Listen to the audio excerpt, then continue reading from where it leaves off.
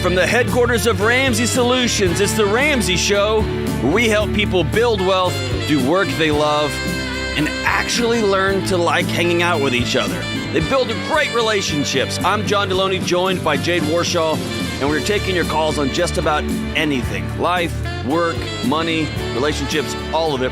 888-825-5225. It's 888-825-5225. Let's run out to the NYC and talk to BEN. What's up, Ben? How we doing? Hi, how are you? Thanks so much for taking my call. You too. What up?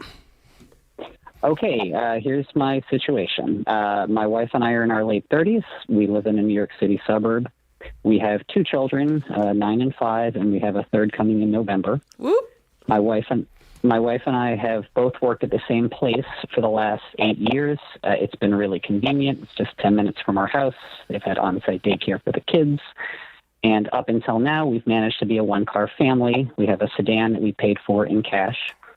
A job opportunity came up for myself, which is going to be a significant income increase. But also at the same time, we had some leadership changes at our institution, and kind of this was necessitated as well. But the new job will be a longer commute, 45 minutes to an hour, and it'll necessitate having a second vehicle now, not to mention with the third child, we're feeling a little bit cramped in our car. We've received several several recommendations from family members and friends, and we're looking at minivans, either the Honda Odyssey or the Toyota Sienna. My question is, given the kind of funkiness of the used car market and the inflated prices, does it make more? The last part is that when I leave my institution, I'm going to be getting a $35,000 check that's after taxes for all of my unused sick and vacation. Mm-hmm. My question is, we've got a couple of options here. We can pay for. We should be able to pay for a used Honda Odyssey with 38,000 miles or so entirely in cash. Mm-hmm. We could get a new Honda Odyssey, pay most of it in cash and have a small, finance, or we could do the Sienna, which is more expensive. However, it's also a hybrid.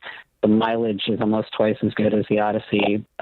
So you're a guy, you've done your research, like you've dug into this very, very deeply, which is good. Yes, I'm just not quite sure how you do the math here and what makes more sense. Yeah. If you should kind of buy used with the cash, or does it make more sense to buy new, even though it's, finance is small. Based on what you've said, you're starting to feel the pinch of what's going on. There's enough things to stress about. You've got a child coming on the way. You're switching jobs, longer commute.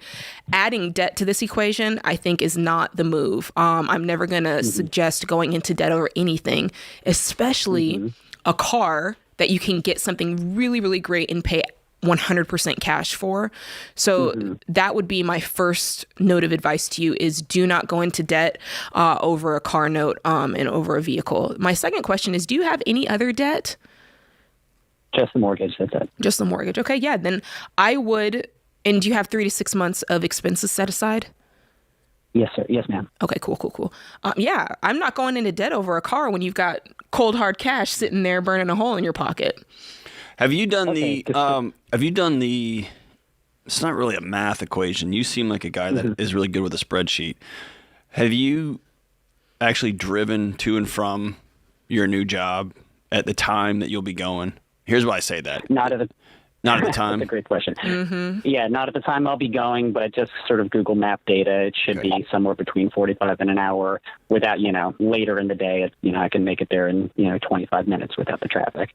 Okay. I think it's worth, if you can sneak away, just giving it a shot and making that drive. And here's why. There's some data that suggests the longer the commute, really the worse all of your health outcomes become over time.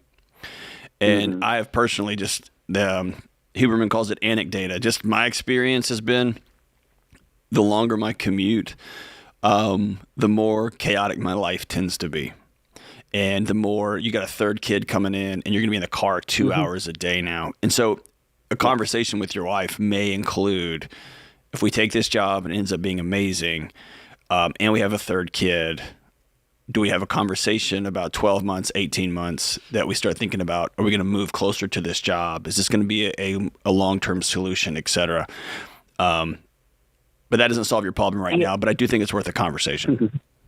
No, I think you're right on. I've been approached this, like I said, I would be about to lose my job at my current institution just because we had a leadership change. I'm going from 100,000 a year to 150. I guess I'm kind of, and it's also a VP title, which I didn't have before.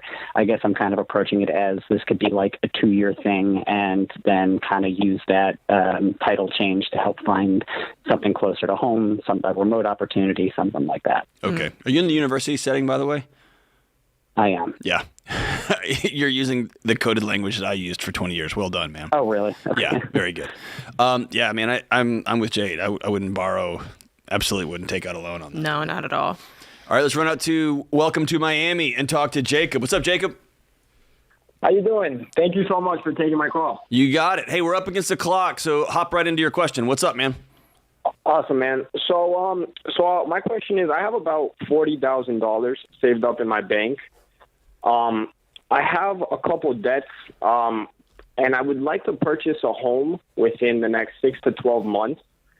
My question is kind of just, I don't know if I should pay off the debts or if I should continue to just grow my bank account for that down payment. How much debt do you have? So I have almost $12,000 in a personal loan from a debt consolidation that I did. Uh-huh. That's at a 23% interest. Yeah, what else? I have a brand new car I just got. I owe about $23,000 on Jacob, that. What you doing? Yeah. What are you doing? Going into more debt when you have a debt consolidation already? So the debt consolidation, like, it was consolidated, and now I'm just paying off that loan. I know, but then you went and got into more debt with this car. For sure. I needed a car, though. I didn't have Yes, but you didn't need a brand new car. $40,000 in the bank. You didn't need a brand new car, and you certainly didn't need to go into debt for it. I'm calling you out on it because the reason I'm calling you out on it is because I don't want you to end up in a situation where you're having to do debt consolidation again. And what we've learned from this, and I want all the viewers to listen up, what we've learned from this situation is debt consolidation does not break the habit of taking on debt. And we've just now seen it here. It just moves it around and makes you think you've done something. So Jacob, to answer your question, I would take the money that you have. I would pay off your debt. What's your income?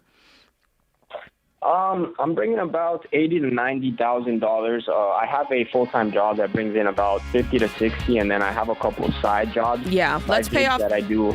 Let's take that $40,000. Let's pay off this debt today. I want you to keep $1,000 aside. Whatever's left, add that with your 3 to 6 months of income. And I don't want you taking out a mortgage until you've got the correct amount down payment saved, anywhere between 5 to 20%, where the payment's no more than 25% of your take-home pay. You're broke. You can't afford a house. Pay your debts off, Jacob. This is The Ramsey Show. We'll be right back.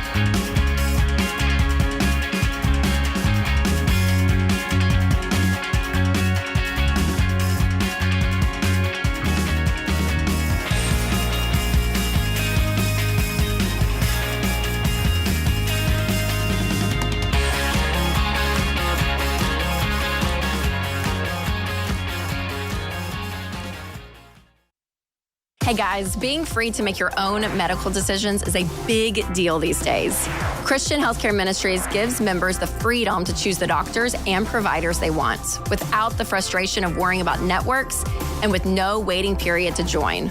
It's a membership-based nonprofit ministry where hundreds of thousands of Christians share funds to pay for and pray for each other's medical bills. For over 40 years, CHM has helped families living across all 50 states. So see if CHM could be right for your family. Check out more today at chministries.org/budget.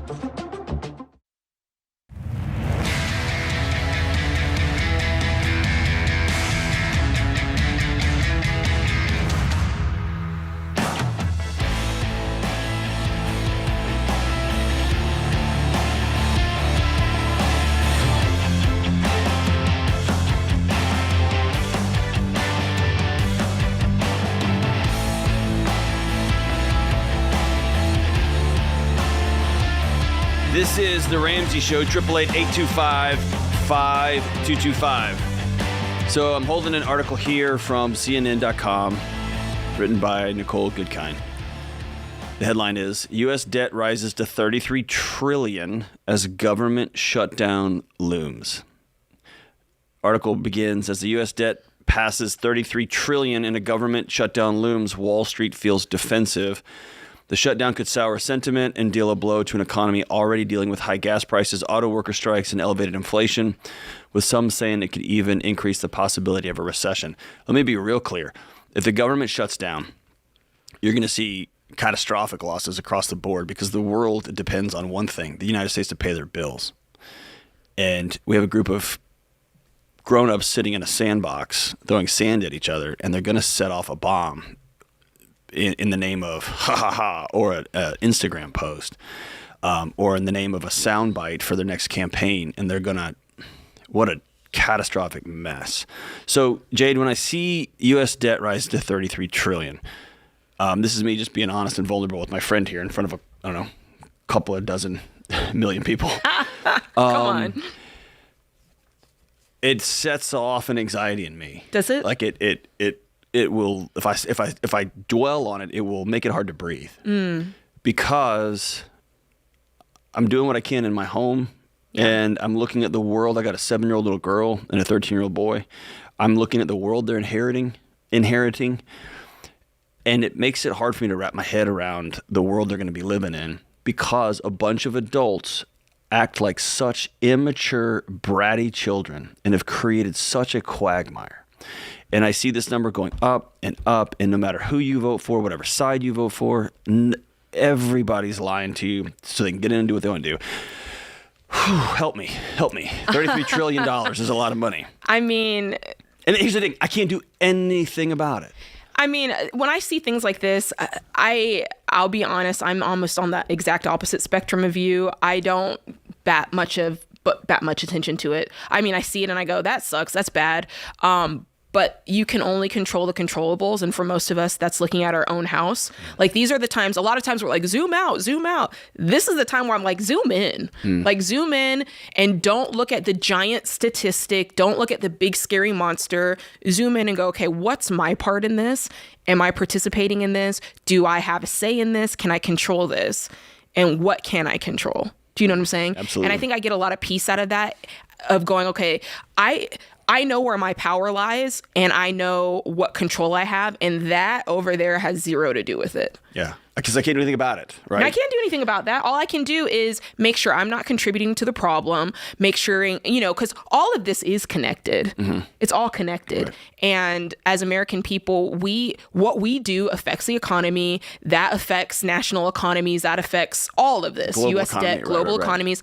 And so play your part. Yeah. Like, shoot your shot and play your hand the right way. And for most of us, that looks like handling your financial household as well as you possibly can, being a good steward of the money that you have. Because here's the thing, no one can point the finger at the government, and no one can point the finger at red or blue if in their own house it's a hot mess. Right. And we already know that most Americans, that's what it is. So instead of getting so like, and I'm not yelling at you, but I know you got your stuff together. No, but it's good because I'm allowing myself to be distracted. Yeah. Right? I'm allowing myself to be distracted and to be frustrated at things that I really can't do. I get a vote every 2 years and I get a vote every 4 years. Yep. And that's the game that I'm in, and that's the game I get to play, and so I get to make my vote.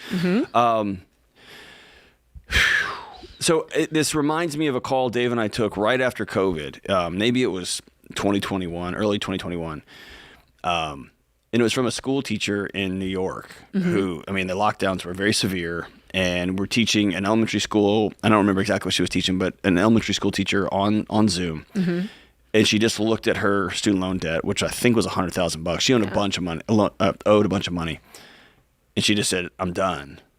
And she worked like a maniac. Yeah. She got up before the crack of dawn and drove and delivered food. She taught all day. She worked until late. Yeah. And she just burned through and paid it all off. Yeah. Like, she just said, I cannot do this. And so I want to challenge people. I love what you're saying. Like, control what you can control. We say that all the time. So here's me doing this in real time. I feel this. My body feels $33 trillion and the fear I have for my little girl and my little boy. Also, I also feel the fear of our elected officials acting like freaking children. I'm going to shut you down. I'm going to take my ball and go home, instead of getting in a room and saying, hey, I don't care who wins, because if you win and I lose, we all lose. Can we help solve this problem for this country, please? So instead of that, I'm going to feel those feelings. They're real. Sure. And then I'm going to go do the next right thing, which is make sure I don't owe anybody any money. Mm-hmm. Make sure my neighbors know that I'm a resource for them if they need some support, and vice versa. Mm-hmm. And I'm going to keep my eyes open for other people I can serve and love. And I'm going to turn the news off. And it's that. I'm going to double down on relationships, because what else can you do, right? It's that cliche that we hear. It's on T-shirts, it's on mugs. It's you being the change that you want to see. That's it. You cannot point fingers and say, oh, look at them. They're doing this. These are terrible people. These are horrible.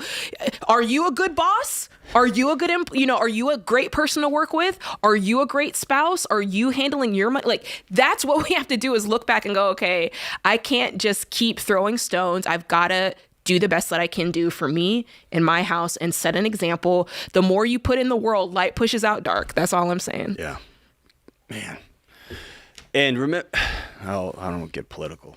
Jeez, it's funny. You're striving not to get political. I'm striving not to get spiritual, because I go straight to the top on stuff like this. I'm like, oh, what is your hope truly in? But that's a conversation for another day. That is true. All right. We're going to get ourselves canceled talking about politics and Jesus. I know, right? Don't. Let's go to Orlando, where they've got it all together, and talk to the great and powerful Jared. What's up, Jared? How you doing, guys? Hey, I agree with both of you. Awesome. I know, but which one's more right? One of us is a little bit righter, Jared. What's up, man? I'm feeling your frustration more than the other one. I'm doing good. I am somewhere between baby step 3 and baby step 4, and hoping you guys can get me in the right direction on that. Yes. So we are a single income family. And over the last year, we moved across the state, switched jobs, sold a house, bought a house, a lot of craziness. Mm-hmm. So buying a house, moving in, we wound up, we planned for fixing some things, and we had some cash set aside from the equity of the last house to roll into that. So that all handled itself fine. And then, there were a few more things than we thought, as it goes. So we went a little further into the emergency fund than my plan had been, with switching jobs and everything. So right now we're sitting on about 5 months of 4 walls expenses in reserve. And I'm working with a SmartVestor Pro, and he's telling me, like, you're in a very high demand field, because I work in technology. Like, you really don't need 6 months, because he's trying to get me to invest. And I'm like, I hear you, dude, but you're working on, management fees for me here. So you're not entirely an impartial opinion here. So I'm just trying to figure out, like, is it supposed to be 4 walls? Is it supposed to be your regular expenses? Is it supposed to be a month of income that you're like, what's the actual metric, and what do I really need? Because I know single income, it's supposed to be 6 months typically. Yeah, Jared, you're asking all the right questions, and thank you for asking that, because I know plenty of people looking at our YouTube or listening to this on podcasts are wondering the same thing. And we really do it based off of basic expenses, not necessarily all the way down to 4 walls, but if you were to lose your job, lose your income, how much money do you need to keep your household ticking? I'm not talking about getting your nails done. I'm talking about keeping your household ticking. So for most people, you can go through and see what that's going to be. In your case, you've got a single income. I'm going with 6 months of expenses. Forget what that advisor's saying. You're right. He's trying to get more money quicker.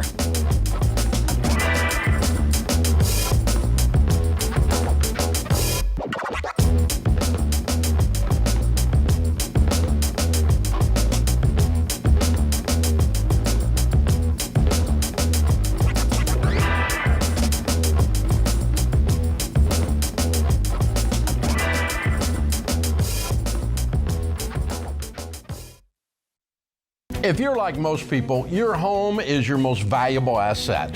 And when you want to make improvements, it can feel like everything costs too much or takes too long. But something as simple as custom window coverings from Blinds.com can completely change your space and add value to your home.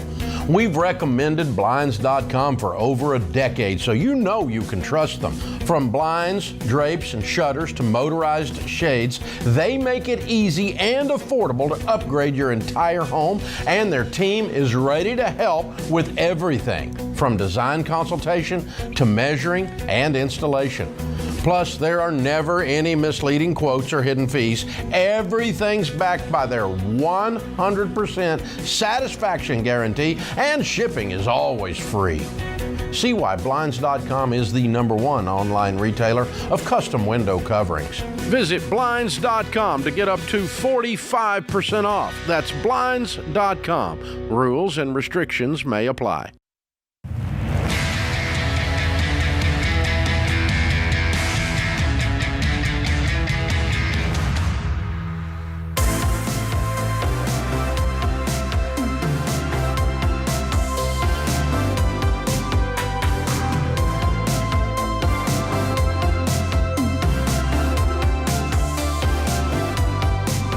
This is the Ramsey Show. I'm John Deloney, joined by Jade Warshaw. We're taking your calls on just about everything.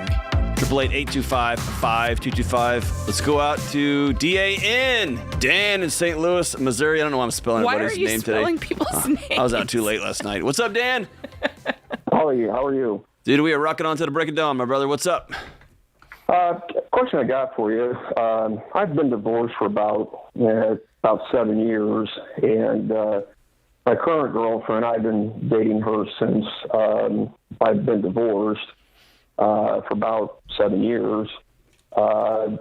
Just kind of curious. She's, I guess traditional, and I am too in a sense, but she, had been pushing to get married.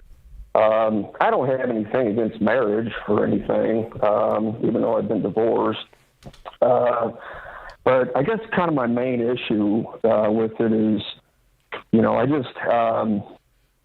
I became, wealthy here, recently, probably in the last, 5 years. I have my own company that I run, and I'm very successful at it. And it just makes me think of, if that's a smart move. I've been through the court system. It's not fair. It's really not fair for anybody. They're just bloodthirsty, tyrants. And I don't really ever want to be in that situation ever again. I know you can do prenups and whatnot, but in the end, those things are, like toilet paper in a sense. They're not. But here, let's. What is it about your girlfriend of 7 years that you don't trust? Well, it's not that I don't trust. It is. You don't trust her. Because you built a life for almost a decade with her, yet over here, your language is, I've become wealthy. So you've created a life of your own inside of this 7-year relationship. Why don't you trust her? Is it because you got burned bad with your ex and you're dragging old relationship? No, actually I didn't. No, okay. I didn't get burned at all through my ex. I actually got burned through my parents. Okay. And it's still kind of ongoing in a sense. But it's just that, in a sense, I don't know. I have this life that, I want to travel the world and do these things, and I'll be able to do that. And it's not the responsibility. Both Jade and I have traveled the world with our spouses, and it's been infinitely better than traveling around by ourselves. Yeah, because when I went, I wasn't like, Sam, this is what I can afford to do. Sorry, you can't come because you can't afford to do that. I wasn't like, I'm going to ride on this plane, you ride on that plane, and I'm going to stay in this hotel because I can afford it, and you stay in that hotel that's, a couple stars smaller. And I get to eat at this restaurant because I can afford it, but you've got to order the side salad. Do you see how kind of crazy that sounds? Yeah, I understand. And I've been wrestling with that for years, but it's like, it's also a thing too, where it's like, I've risked stuff and I've worked my ass off to get, where I'm at, and I don't want to give that up. And like, let's stop right there though. Stop right there. Challenge that thought. Give it up to who? Is the woman you've been with for 7 years the kind of person that will take you for everything. She'll do you wrong. She'll cheat on you. She'll steal from you and take half of your stuff and take off. Is that who she is? No, that's okay, then why are you carrying that story around? Because I can't wait to get wealthy with my wife as my partner. I can't wait. Because I met a bunch of miserable, wealthy single dudes. Yeah, I understand. You know what I'm saying? It's been tough that, I've worked so hard and so long, and it's not that I'm not. But she's been with you. She's been with you for all 5 of those years. Well, can I pull another thread on this? The first question I have is, how wealthy are you? Well, I'm 41. I don't know. I'd say probably like 1.2, 1.5. Okay, good. Somewhere in there. And the thing is, but a lot of my wealth is in my company because everything I have, I own. Of course. And, I own my house. I own my cars. I don't owe. I hate loans. I absolutely hate loans. And so I refuse to ever get a loan. And that's the thread I want to pull. Something about what you're saying about you believe the opposite is true about her, because you keep saying how much of a hard worker you are and how much you hate debt. That's making me believe that that's why I want to know more about the fiance, because you're not married yet, so you don't have to do anything yet. But if you can be honest, I don't know if she listens to the show, but is there part of you that's like, hey, I feel like she's not a hard worker. I feel like she doesn't have the same views as me on debt and money. Like, can I pull that thread a little bit? No, she's actually a hard worker. She really is. But but in life, to be successful, you have to work harder on yourself than on your job, is what Jim Rohn would say. And I'm a fluent listener of him. I never thought I'd be ever taking advice from a dead man before, but the guy was amazing. I listened to a lot of this stuff. Hey, Dan, I think you need to break up with your girlfriend today. You don't think that you guys are on the same level? Set her free. Because I don't. I know I know you're not going to, and I know I'm just a knucklehead on a podcast. I get that on the radio. But you don't trust her. You don't have you want to have this life that you're creating alone, yet have her as a hood ornament. You say no, I'm not trying to do that. I think we're able to build, as a team. But you keep saying I've built this money, I've done this stuff, this is mine, I don't want anyone to take it from me. Mm-hmm. And you've been with the same woman for 7 years. And let me add to that, what I would be listening for. Let me juxtapose it with what I would be listening for on a healthy side. And John, you're the guy who knows this, so you tell me. If I hear someone talk about their soon-to-be spouse, I don't hear them say, well, I do this. I hear them say, oh man, and my husband, he's so good at holding me accountable, and I'm not great with this, but he's so good with that. And even though this is one of the things I'm good at, but he adds so much to the equation. Like, you're constantly balancing each other out. I haven't heard you say one good thing about her. You haven't said, or one thing that she brings to the table, or how she's an asset. Like, I'm looking for that sort of language. So. Well, I mean, she is. The other thing too is I have 2 girls that are almost grown, and she has 2 boys that are almost grown. Here's the equation that I'm really stuck in, and I'm just having contemplations about really the whole thing. Is my business? I need to get a commercial shop. Okay, I need a big place because I've been running this out of my house, and I've exploded my house. I have. My house is my work, okay, and it's too much. So I have to sell, and I need to move forward with this. And I've been kind of wanting to move to, like either Tennessee or Texas or something, because I just got a calling to go to either one of those 2 places. I really love Tennessee, been there many times. Yeah. Get to what you're talking about. So she doesn't really want to move. Okay, that's it right there. Unless she's married, which I understand. I totally understand. You don't want to marry her. You don't want to marry her, and you're not. You should not marry her just to get you to come with her. You should not marry her for that. No, I understand that, but it's dragging the kids and, resetting everything and getting a bigger, you got 6 people. Girlfriend, girlfriend, if you're listening, go. It's time to leave. Hey, it's time to go on Dan, because your guy is not. You gotta let her go. Here's why. You've been with the same person for 7 years. You can say what you want, but behavior is a language. You don't trust her. You don't want to build a future with her. You're annoyed at how big the house is going to get. You're going to have to get a shop, and she might not be called to Texas, and she's too traditional. All these things. And I believe you probably did get burned hard. And it's the worst. And your parents are still a mess. You got kids involved. I get it. Let her go. Mm-hmm. Don't drag her behind the car of your life. We'll be right back.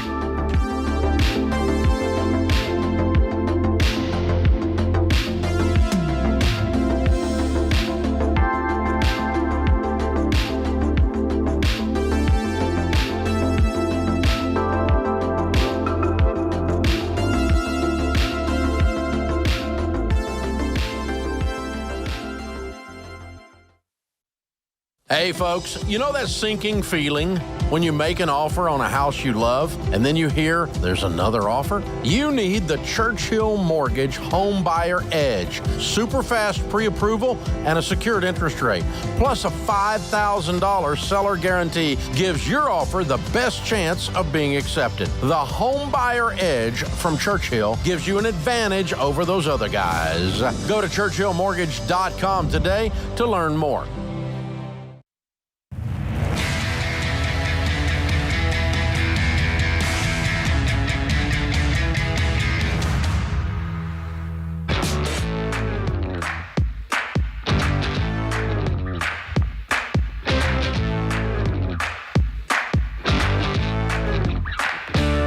$888-825-5225. This is the Ramsey Show, and if you want us to tell you to break up with your girlfriend, give us a call. 888-825-5225. So, Jade, we were just out in the lobby, and if you come visit us here at Ramsey headquarters in Franklin, just south of Nashville, you come get some free cookies and coffee and drinks or whatever, and there's a bookstore here, and we'll take photos and sign your books and stuff. She didn't give us permission, so we won't say her name, but somebody told us a cool story out there. Yeah, she was like, I was making $40,000 or a little bit more than $40,000. I heard you guys talking on the radio about it being important to get your income up. And most of us, it's just a few tweaks that we can make to really bring in more money. And she took that advice to heart. And in a very short period of time, more than doubled her income and is making like $100,000 a year, right? Did I get that right? Yeah. Okay. And so me and John are sitting there like, that is incredible. Like, your boss slapped her a high five. And I said to John, I said, what's amazing about her is that she was able to do that. But what bothers me is most of us in society could never tell the people in our circle something like that without them getting very weird, right? Yeah. Like, how many people, I mean, think about it. If you're listening in your car right now, you're watching on YouTube, think about the people, count on your hands, that if you doubled your income tomorrow, you could call them up and be like, dude, let me tell you what just happened. Think about the people that you could tell in your circle, hey, I just became a millionaire today. Think about the people in your circle that you could tell, and you know they would be happy if you said, I paid off my house today. For most of us, we don't have that. We don't have it. We have a culture addicted to entering rooms butt cracks first. And here's what I mean by that. Hey, how was your weekend, Jade? It was fine, dude. The kids were, my husband, Sam, was, and because if I say, hey, how was your weekend? And you're like, freaking awesome. It was awesome. Like, husband helped out. He was great. The kids and we had a great weekend. Yeah. I'm going to roll my eyes and go, oh, must be nice. Must be nice. Dude, I wish my wife would be. And I hate that. It must be nice. Hey, dude, guess what? I just did some reimagining of my home business, and within a month, I've doubled my income.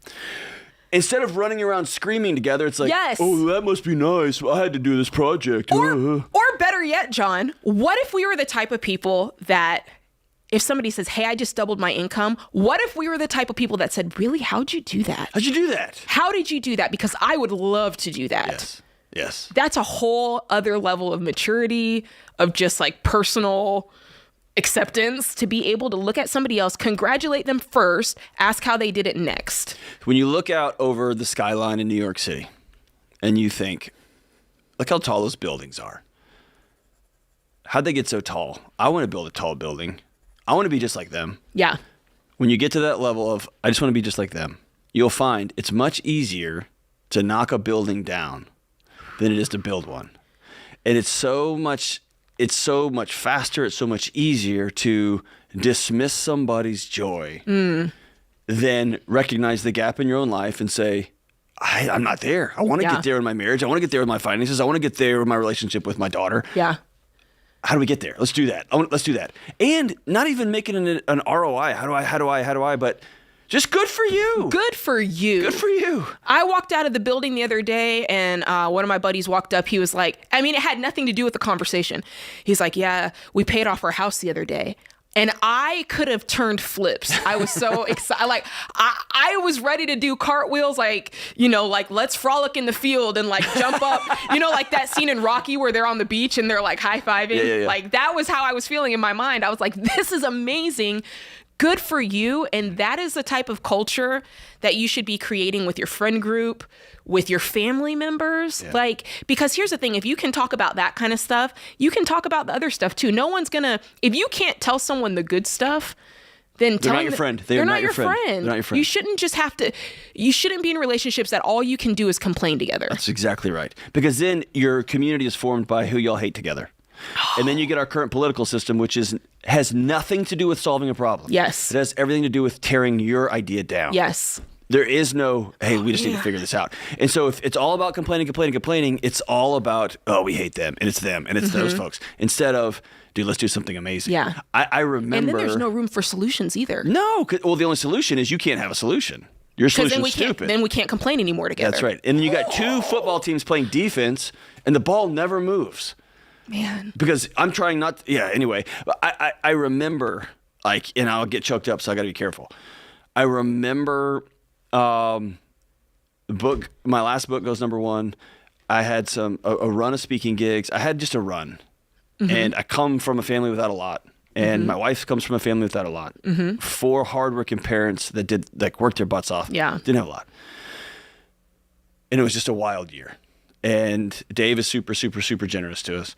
And I called one of my friends back home and I said, I don't even want to tell this, but here's what our year was last year. Oh, yes. And dude, his name was Todd. He cheered on the phone. Come on, Todd. And he's like, dude! And he said, I know how hard you've been working. Yes. And they made fun of me for years because he was the one that made the most. And the other one of my buddies made the middle. And I was always the guy with all the degrees that was working at the university making less than him.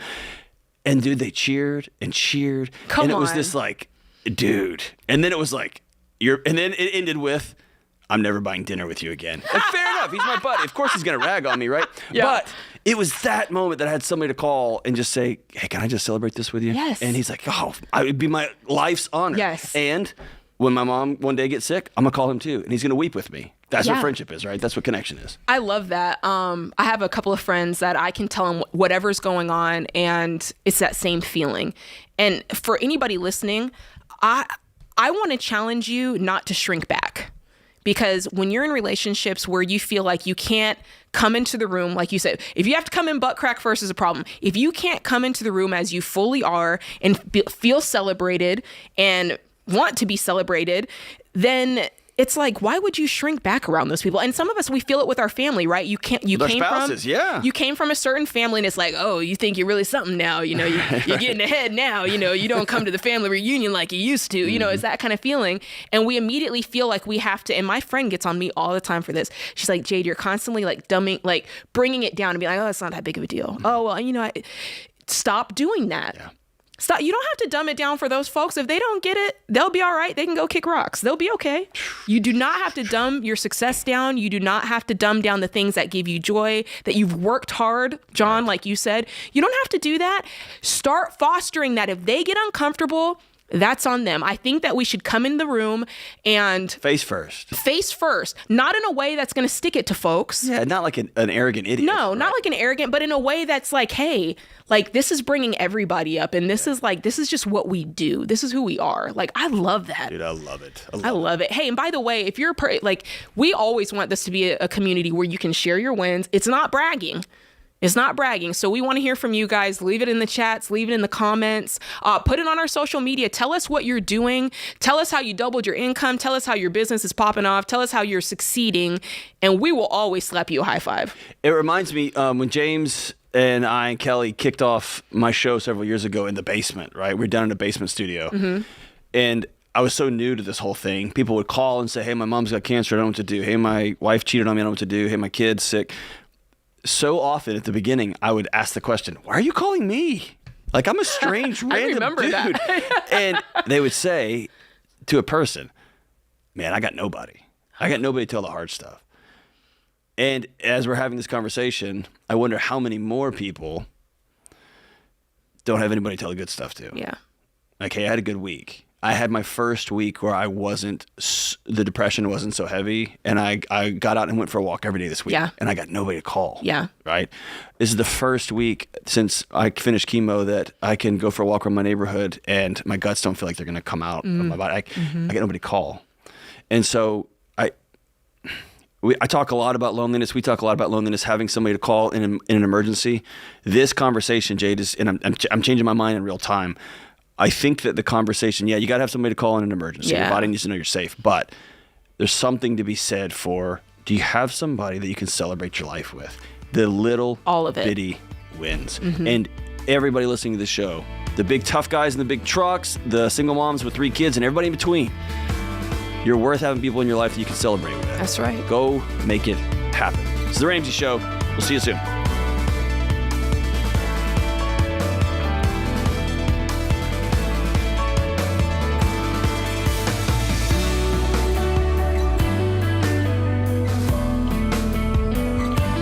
What's up, guys? It's Jade. Look, if you like what you heard in this episode and want to know more about getting started on the Ramsey baby steps, go to RamseySolutions.com and click the Get Started button. We'll help you figure out the best next step for you based on your specific situation. That's RamseySolutions.com and click Get Started.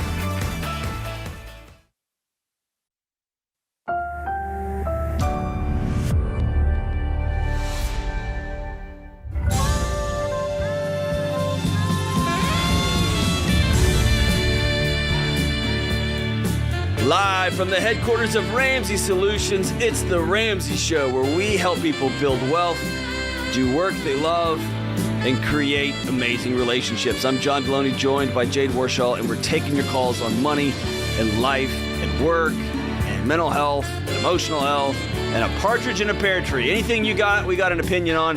Give us a call, 888-825-5225. Jenna is just looking alive in there, taking your calls. She's ready. Let's go out to Flagstaff, AZ, and talk to Garrett. What is up, Garrett? Hey, guys. How's it going? Thank you so much for having me on the show. Thanks, man. We're having a party in here. What's up? Awesome. Well, just regarding your last section of, like, the whole, if you doubled your income, which I recently have, I'm super glad to say that I have a bunch of people that I was able to reach out to.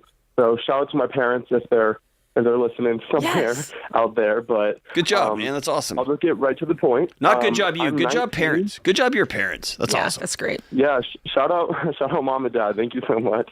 All right. Well, I'm 19, and I really want to be financially free by 30.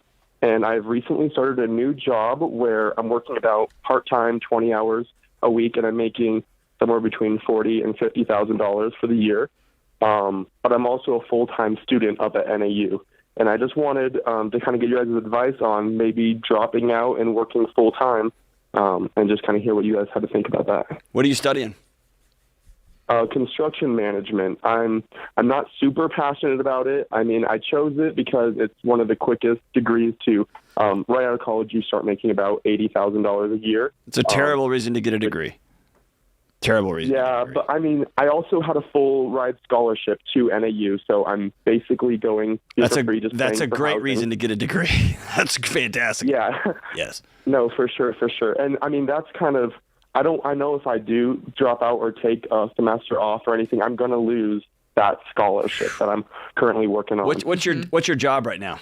Like you said, you've doubled your income. You're doing pretty well. What are you doing?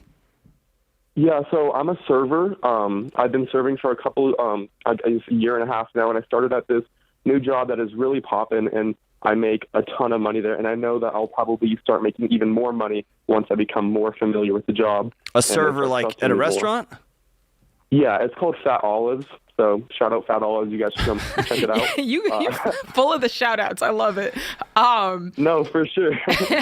So Jade, you and I have never talked about this. So I'm interested to hear. We may give him conflicting advice. What do you think? Let's go. My thought is, okay, the server thing, here's what's easy to do. Whatever the thing that's making the money, it becomes your new favorite thing, right? So I want to make sure that being a server, when you look up, because you said, hey, by the time I'm 30, I want to be financially free. Do you see yourself being a server at Fat Olives when you're 30? That's really the question. A free server at Fat Olives. That's the question you have to ask yourself. And if the answer is no, then it's like, okay, what do I see myself doing when I'm 30? And figure out what that is. And then we're kind of reverse engineering and going backwards and saying, okay, what has to be true today so that can be true when I'm 30? Okay, yeah. So, I mean, my main goal, I'm really good with money. I've been able to save money my whole life. I have 2 paid off cars right now and about $6,000 in the bank. So I know that with this amount of money, I want to start getting into real estate and be able to have that work for me. Airbnbs. Hold on. You're a server at Fat Olives. Yes, sir.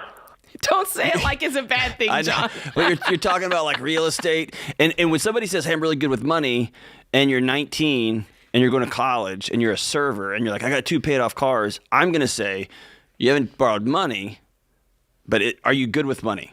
Why do you need a second paid off car at 19? Well, the thing is, I'm at Flagstaff, so I just bought a car. I'm actually downsizing. It was much cheaper, but I needed a 4-wheel drive, and I'm currently trying to sell off my other car, but they are both paid off. Here's my 2. This is just me, and you can this advice might be worth what you pay for it. Okay, 2 important things I want you to keep in mind, and I'll get this is a lesson from the great Tony Robbins. When you make a goal, I want to be financially free by 30. That's like saying, I want to lose 100 pounds. And he has this great exercise where he calls somebody up on stage and says, I'm going to put $50 million into escrow if you think you can lose 60 pounds by tomorrow. And they say, and if you do it, I'll give you the money. And like, I couldn't do that. And he goes, yeah, you could. You could call a surgeon. I'll call a surgeon and we'll remove one of your legs for $50 million. And now it's like, oh, I could do that. When you have a goal that is it is untethered to anything other than, I want that finish line by this date. What happens is you start, like Jade said, you chase firecrackers and you chase the next bright light in front of you, and then you start cutting corners. Because what you're not talking about is building a peaceful life. You don't want to have a great marriage and have kids that love you and want to be in your presence at 30. You're not talking about building an amazing career in a business at 30. You've just given yourself this arbitrary date and this arbitrary finish line that is financially free. And so my challenge to you is not thinking about a finish line. Think about the life you want to build by the time you're 30. What is that going to look like? And I will tell you, I've never met a 30-year-old. I haven't yet. I'm sure they exist. That came back and said, I had a full ride scholarship and I quit because I was making so much money waiting tables. I'm so glad I did that. I haven't met that person. I have met many people who wish they had not taken out a bunch of student loans. But if you were my son, if you were my brother, if you were my brother's son, and you came to me and asked this question, I would say, dude, keep waiting tables, keep making that money, and take that free college education. Learn everything you can about construction management. If you're going into real estate, you're going to learn about plumbing and foundations and begin to use that education, not just for the certificate, but for the wider conversation you're going to learn. Make friends with contractors, make friends with landscape architects, make friends with the whole system. And then you walk away with a free 4-year degree that's worth its weight in gold because you didn't pay anything for it. And then you head out and keep serving at Fat Olives. Mm-hmm. And by the way, don't get into real estate. Your first move into real estate is buying a home for you that you can afford right? And you're understanding, okay, this is what it looks like. This is maintenance. This is all those things. That's how you're buying a home. And you're doing that later on, you graduated college, and that's when you're doing that. I don't want you jumping the gun because, again, really to John's point, you could get yourself, the biggest problem you'll face right now is trying to go too fast and make bad decisions because you're trying to go too fast. You got plenty of time. You're 19. So let me back out real quick and let you just in on something.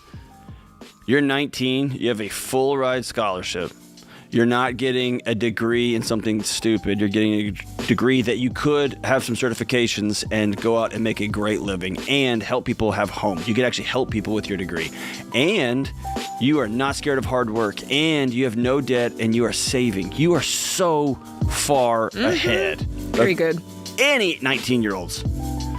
Stay on the path. Stay on the path.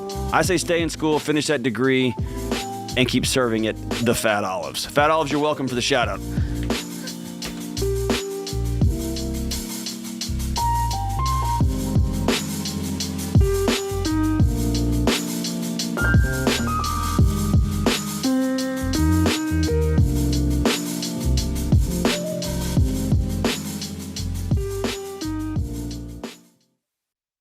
Well, you've all played the telephone game. The first person whispers a message to the second person, who whispers it to the third, and so on around the table until the original message has completely changed. Multiply that confusion by 100 if you run a business with different software systems that don't talk to each other. That's why there's NetSuite by Oracle. In the early days of Ramsey, we were using different systems for all of our business units. We needed one single source for accurate data. NetSuite was the software we used to optimize and take us to the next level. NetSuite gave us the visibility into all of our numbers so that we could communicate across departments and plan ahead better. And as we grew, it scaled with us. NetSuite worked for Ramsey, and it will make a difference for your business too. Join the more than 34,000 customers who trust NetSuite to help make them smarter and make better decisions and level up their operations. To learn more, get a free product tour at netsuite.com/Ramsey. That's netsuite.com/Ramsey.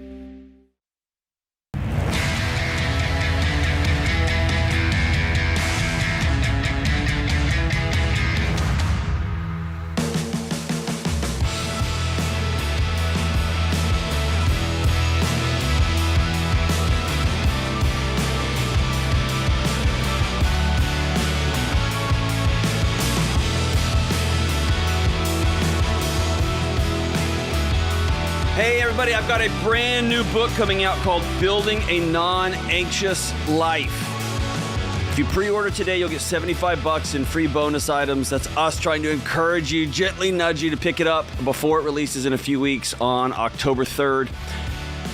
Everybody's dealing with burnout or stress, chronic stress, anxiety. We just talked about it earlier. I'm anxious about what the knuckleheads in Washington in their sandbox throwing toys at each other. No, I don't want to play. I don't want to play. It's making me bananas. Listen, can't do anything about them, but we can make intentional choices every day to create a non-anxious home and a non-anxious life and a non-anxious marriage and a non-anxious business. And so in this book, you're going to learn effective techniques to identify and respond to life's challenges and ultimately transform your life. It's $20. Go to RamseySolutions.com. And listen, please mark your calendars. October 5th, right here at the building in the event center, we are having a blowout book release party. I'll stay all night to sign everybody's books, take photos with everybody. We're going to have some wild adventures. If you can imagine a party an event, if you will, I'll be speaking. We'll have some special guests show up that they let me just kind of off the rails. This is a Deloney planned event. It's going to be equal to that level of chaos. What sorts of things will transpire here, John? I'm curious. I'll talk some. We'll have some. My wife's going to make a surprise appearance. Ooh. We'll have some musicians show. It's just going to be a little bit off the rails. Here's my goal. I want people, Jade, to get in their cars and look at the person they came with and say the words, what just happened. That was amazing. What just happened? Yes, I knew exactly. it. That's the goal. So October 5th, it's $35. That comes with a book. And of course, I'll sign out. We'll hang out all night. If you're going to be in Nashville, please come up. We've got people flying in from all over the country. Would love to have you. October 5th, go to RamseySolutions.com or go to JohnDeloney.com and you can get your ticket there. Dang, I think I'll get me a ticket. You don't even have to pay. You know a guy. We'll hook you up. You're hooked up. Sam, though? Sam's got to pay. Dang it. All right, let's go to Neighborly Question of the Day. Today's question of the day is brought to you by Neighborly, your hub for home services. When something in your home breaks, Neighborly is the name to remember.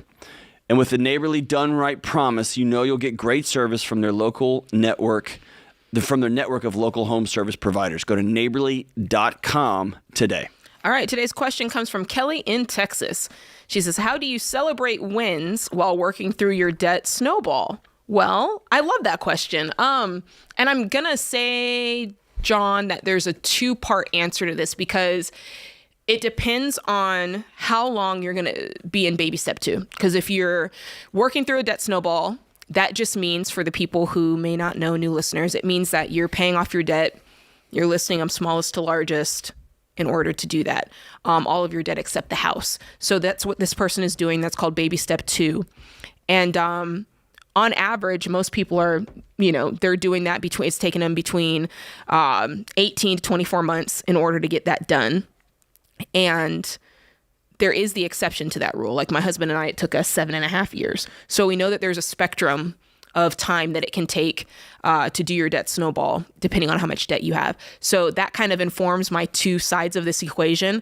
If you're average and you're doing this thing in 1.5 years, to 2 years,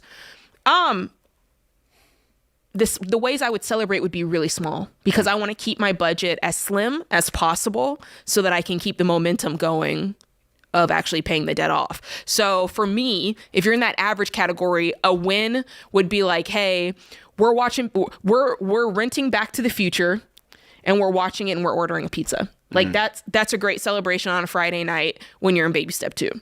It's not a big deal. It's not throwing you off track. It's not costing hundreds of dollars.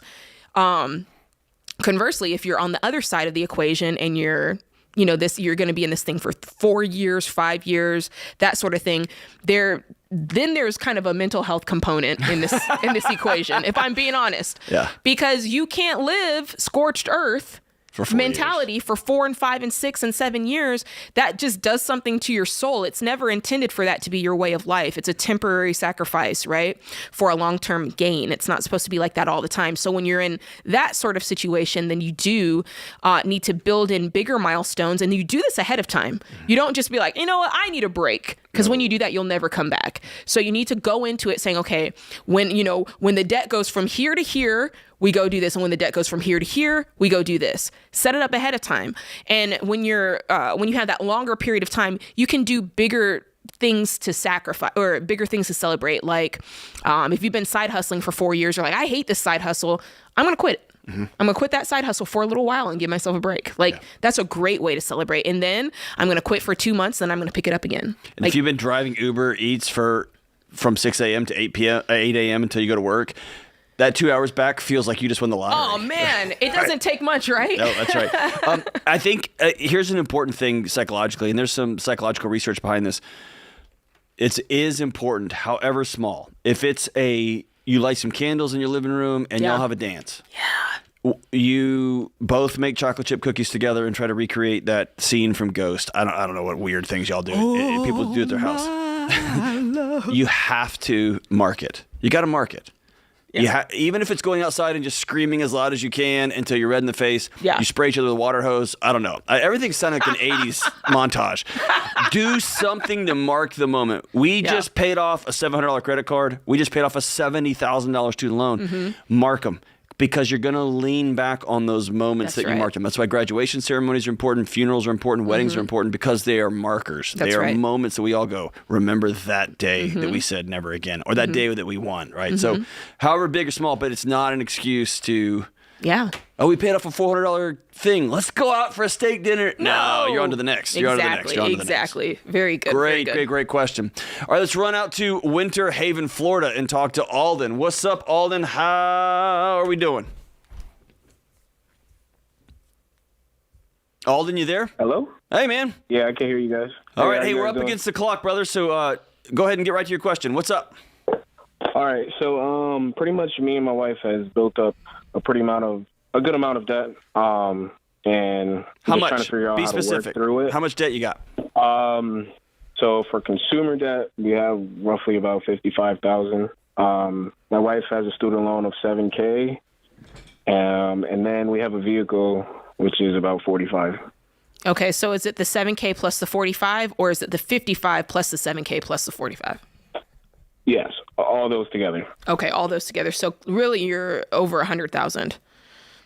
Correct. Yeah. Okay. Roughly about. How much over you make? 100,000, yeah. So net income we make about monthly we make about like $43.50 a month. Okay. Yeah. So right now I'm the only one primarily at work.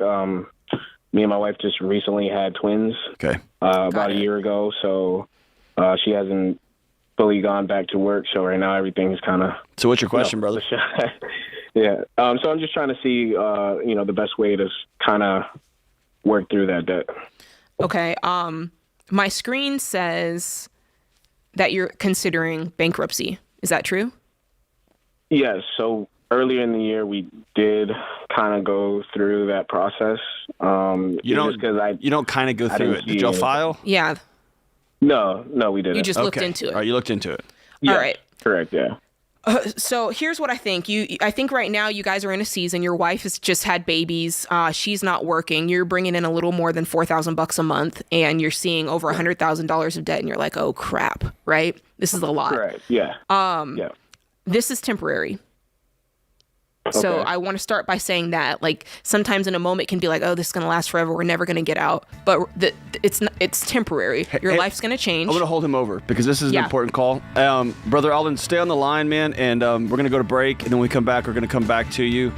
Okay. Because this is important, and I know you got a lot going on, and Jade's got some wisdom. It's going to give you some peace in your household with those new babies and your lovely wife, okay? All right. Thank you. So hang on, brother. We'll be right back.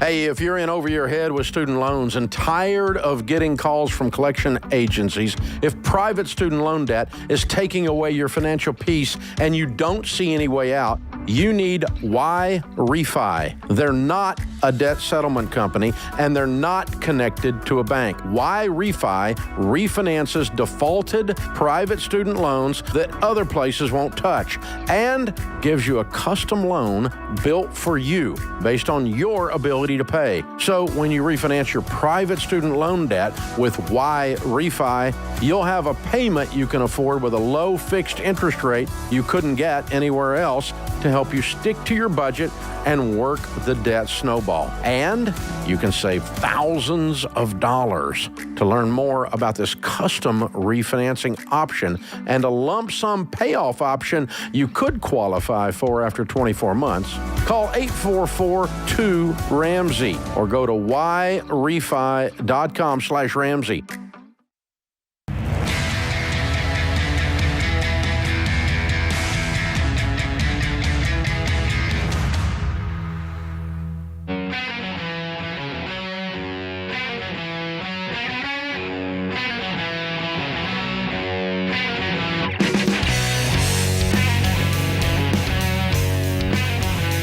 This is the Ramsey Show. I'm John Deloney, joined by Jade Warshaw. We are talking to Alden, who lives in Florida, is recently married, has 2 twin babies. They're about a year old, and has $55,000 in consumer debt, has a $45,000 car loan, has a small student loan, and is just feeling like he can't breathe. Mm-hmm. Does that sound right, brother?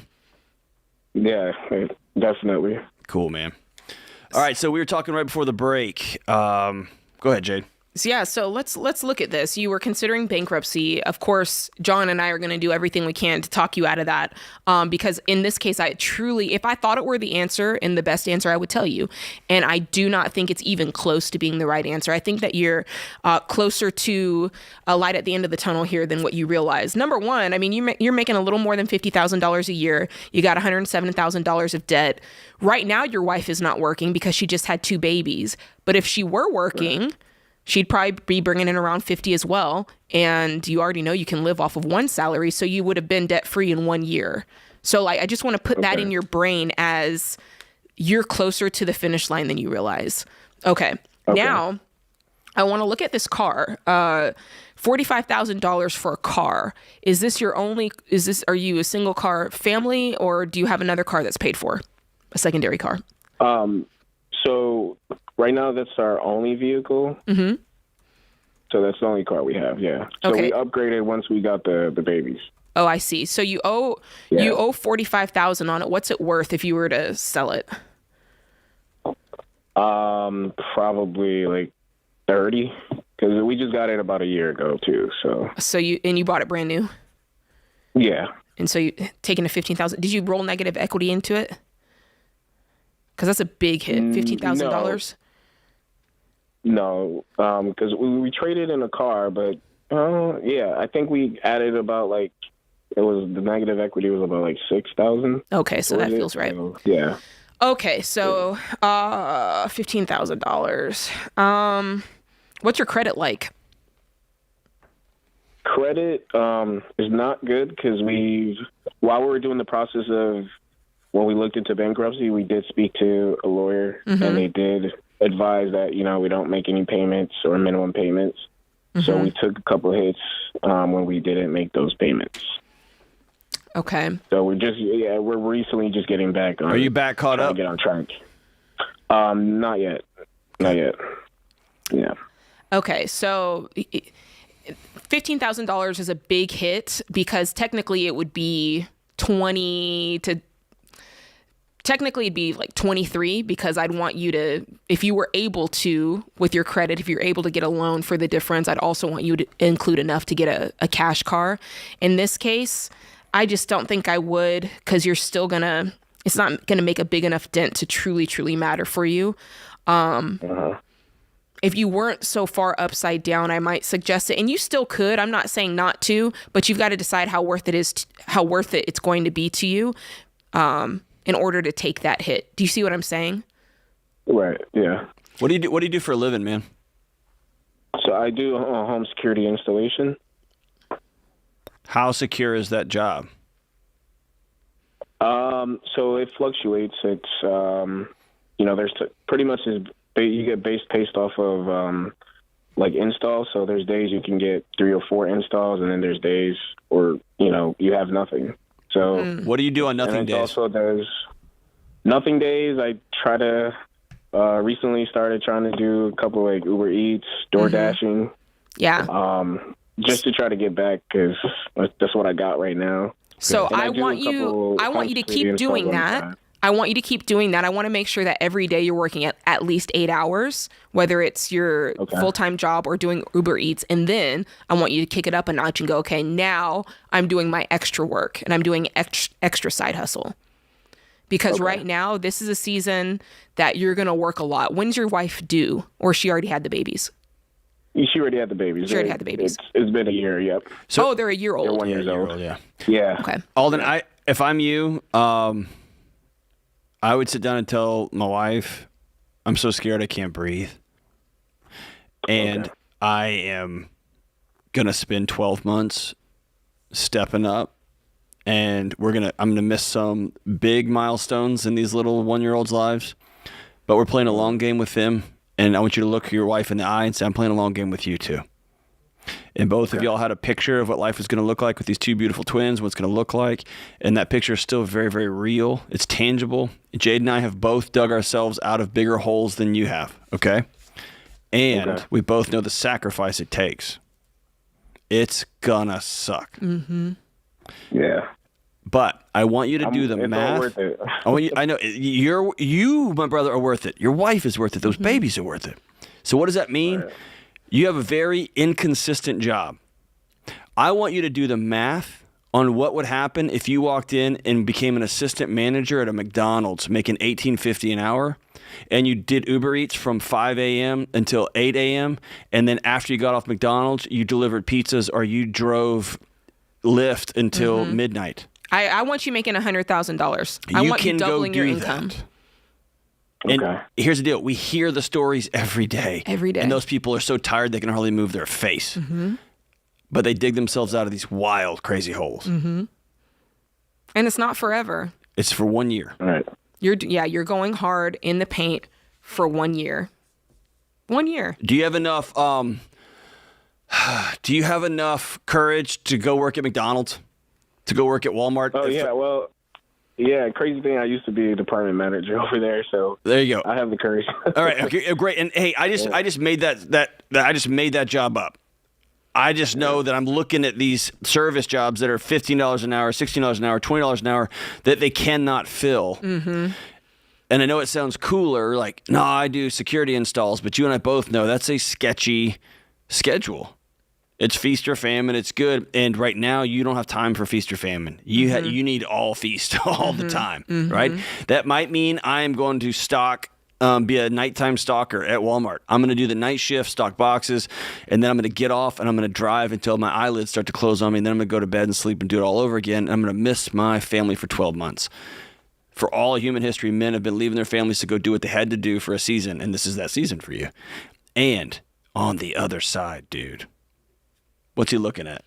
And that's the thing. Like, we get so caught up on this side, and this side's painful, but on the other side, there's peace. On the other side, here's what happens on the other side, John. You're not thinking about all the things you did. It's over. It's over. It's over and done. And all you're looking at is, man, these are the spoils of my hard work. This is the fruit of all that we did, all that we sacrificed. And life is good, man. And you know what the spoils are for this guy? For you, Alden? It's you rolling out of bed and your wife hands you a cup of coffee and these two knuckleheaded 3-year-olds come barging all over you. I love it. You got nowhere to be. Your work doesn't start for another hour and a half. You can even get a workout in if you want to, if you want to be crazy. But everything changes. There's a bunch of snack crumbs. Everywhere. Everywhere. Crumbs in your sheets from these kids. Man. And you just say, get back up here anyway. It doesn't matter. Because you can breathe, man. Yeah, I love that. And then your wife gets to go on a date again. Because y'all have money in the account. Everything changes. Everything changes. Hang on the line. Here's what we're going to give you. I'm going to give you FPU, Financial Peace University. I want you and your wife to watch these lessons, these videos. These can be date nights because you ain't going out on dates anymore for a while. Also, I'm going to give you every dollar for you and your wife to use. It's going to link to your bank. We're going to stay away from bankruptcy, and y'all are going to practice for the first time talking about money, sharing the same account. You're going to lean into this thing together, and this is the best tool on the market for that. And it's going to help y'all plan your get out of debt tools. It's going to take care of everything. Stay on the line here, and we're going to hook you up. Call us anytime you need anything. We got you. I'm proud of you, Alden. Yeah, it's big time. I really am. It's big time. This really is one of those stuff. moments that a husband and a wife say, we're done. Yeah. We're done. And you'll be stronger for it. And you and Sam had that. Me and Sheila had that. Look. Like we're both of us are smiling right now. Alden. Because he's going to look back and it's going to be the greatest blessing of his life that they went through this. I'm just saying. Gosh, dude. And then after that, run for Congress because they need somebody like you in there. This is The Ramsey Show. We'll be right back.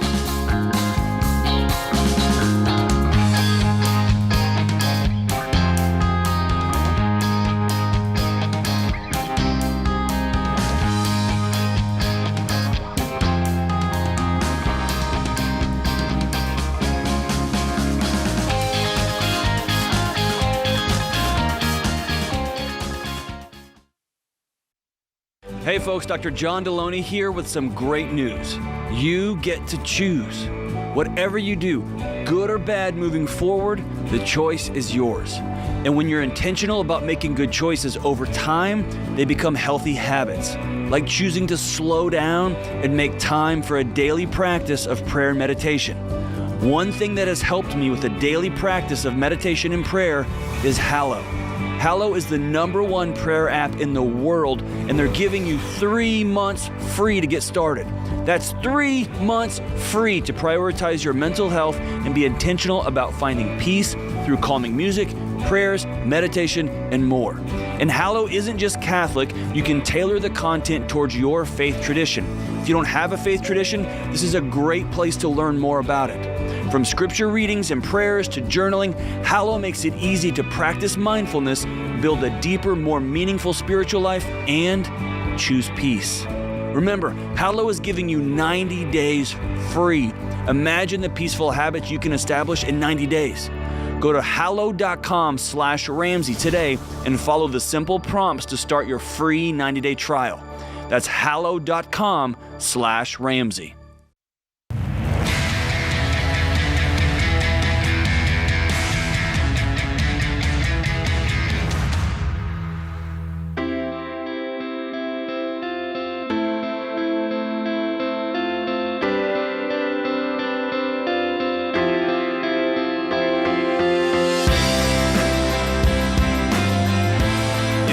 Watching the news headlines and you cannot fathom how we owe $33 trillion and they're having fights about the dress code. If you can't even wrap your head around it, and you're wondering, how did we get in this mess? How can we teach people to handle their money the right way? The way Dave's been teaching people for 30 years. Here's a simple, doesn't cost you anything way to help. Just hit the like or subscribe button. Send an episode to your friends and say, hey, this is a great segment. They were talking about you. You're thinking about bankruptcy. Don't do it. Here's some ideas. You just had babies. This one's for you. If you will send it out, if you'll like it, subscribe it. You hear people on YouTube say that all the time.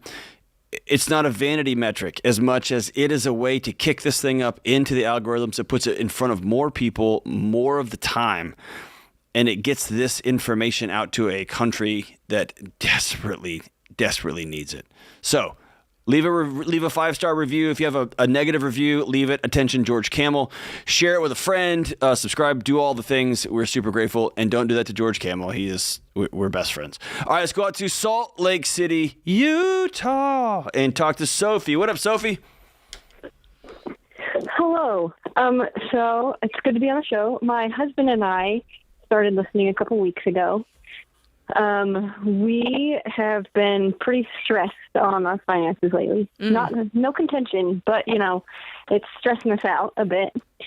And we started looking into the first couple baby steps.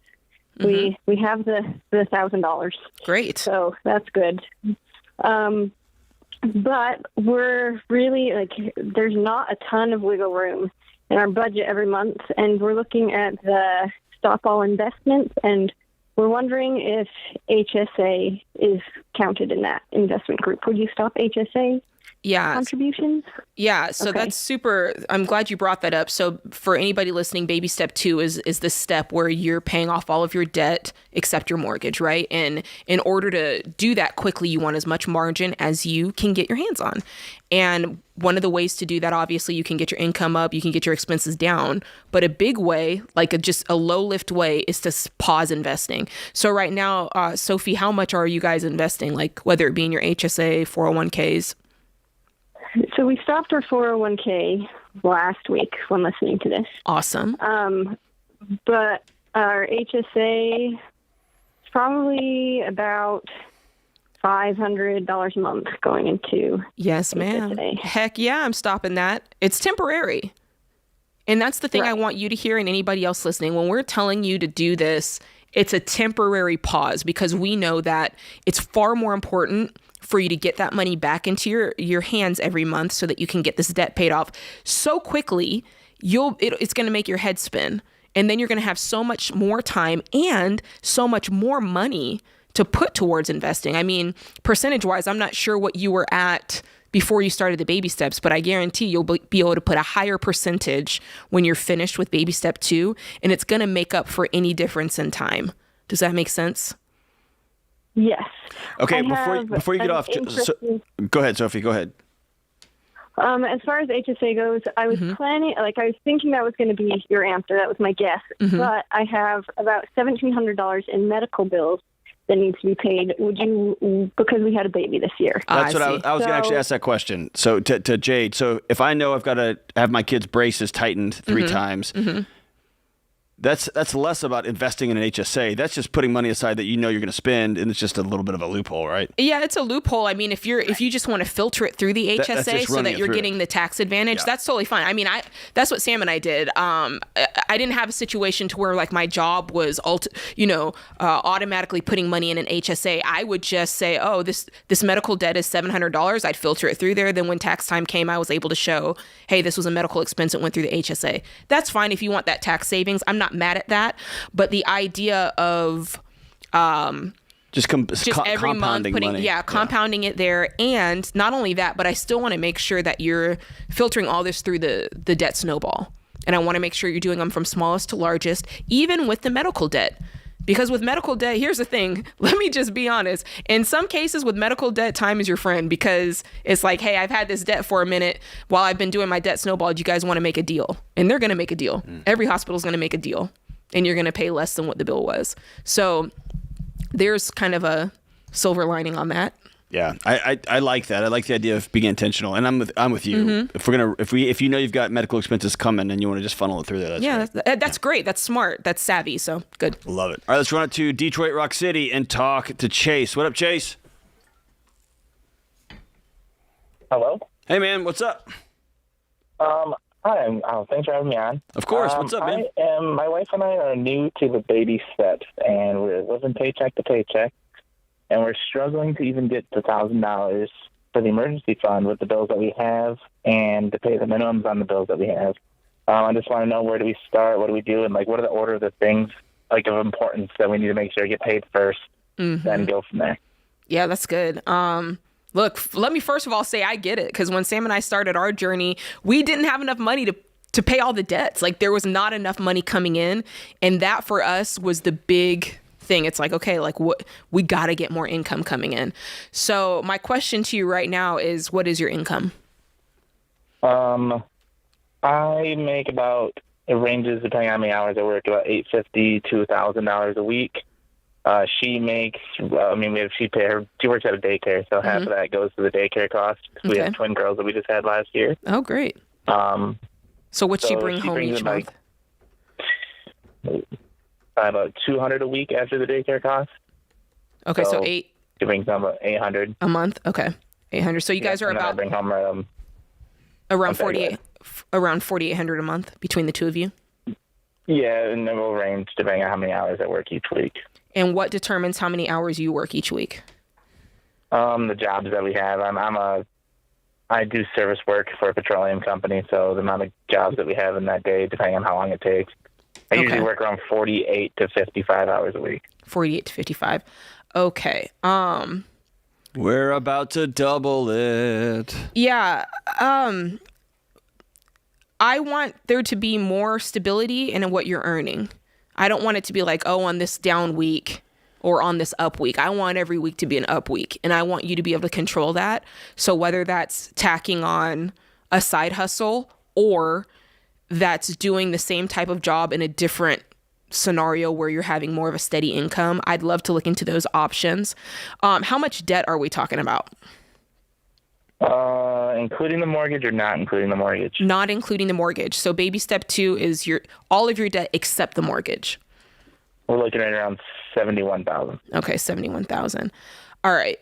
That's, we got a little something ahead of us. So with this baby step 1, help me understand what's keeping you from getting the $1,000, because I can tell you statistically, most people are able to get the $1,000 saved within 30 days. And that's not just working their job. They're looking in their garage, they're selling stuff, they're getting crazy in order to get that $1,000. And I think that you might be lacking some intensity in that area.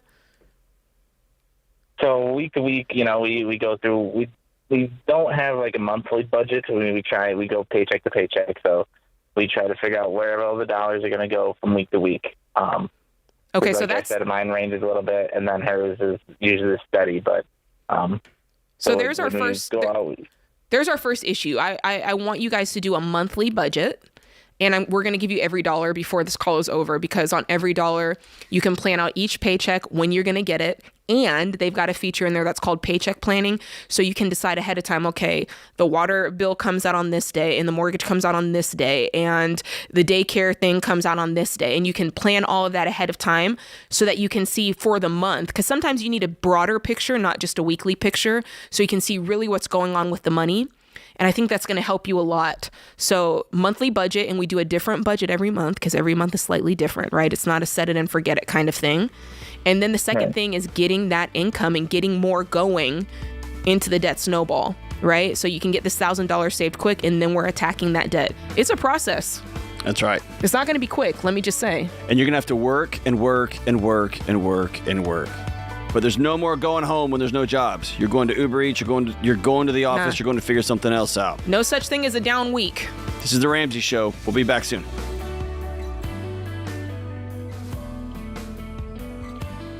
Hey, it's Dr. John Deloney. If you love the show and want a deeper dive on your money journey, we have a weekly newsletter that gives you trending and helpful articles and tips on following the Ramsey way. Just go to RamseySolutions.com today to sign up for our newsletter. Again, that's RamseySolutions.com to sign up for our weekly newsletter.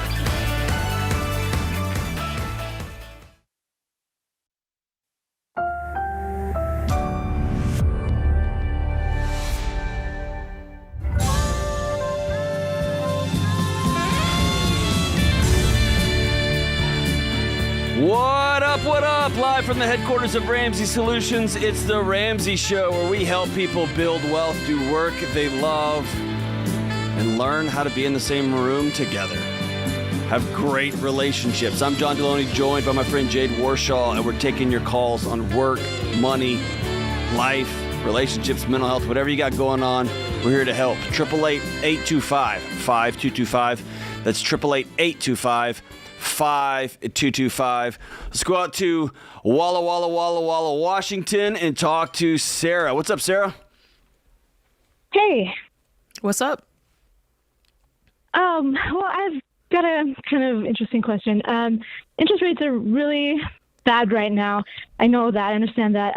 We have a situation with our neighbors that has just become increasingly toxic. Mm-hmm. And we've had to call the police on them, and a lot of bad things have gone down. I won't go into all the details, but I still would like to move because I feel like this is a bad situation for me and my family, and I feel like we can afford to move, but my husband it's killing him to try to sell this house with the interest rates. What would you say?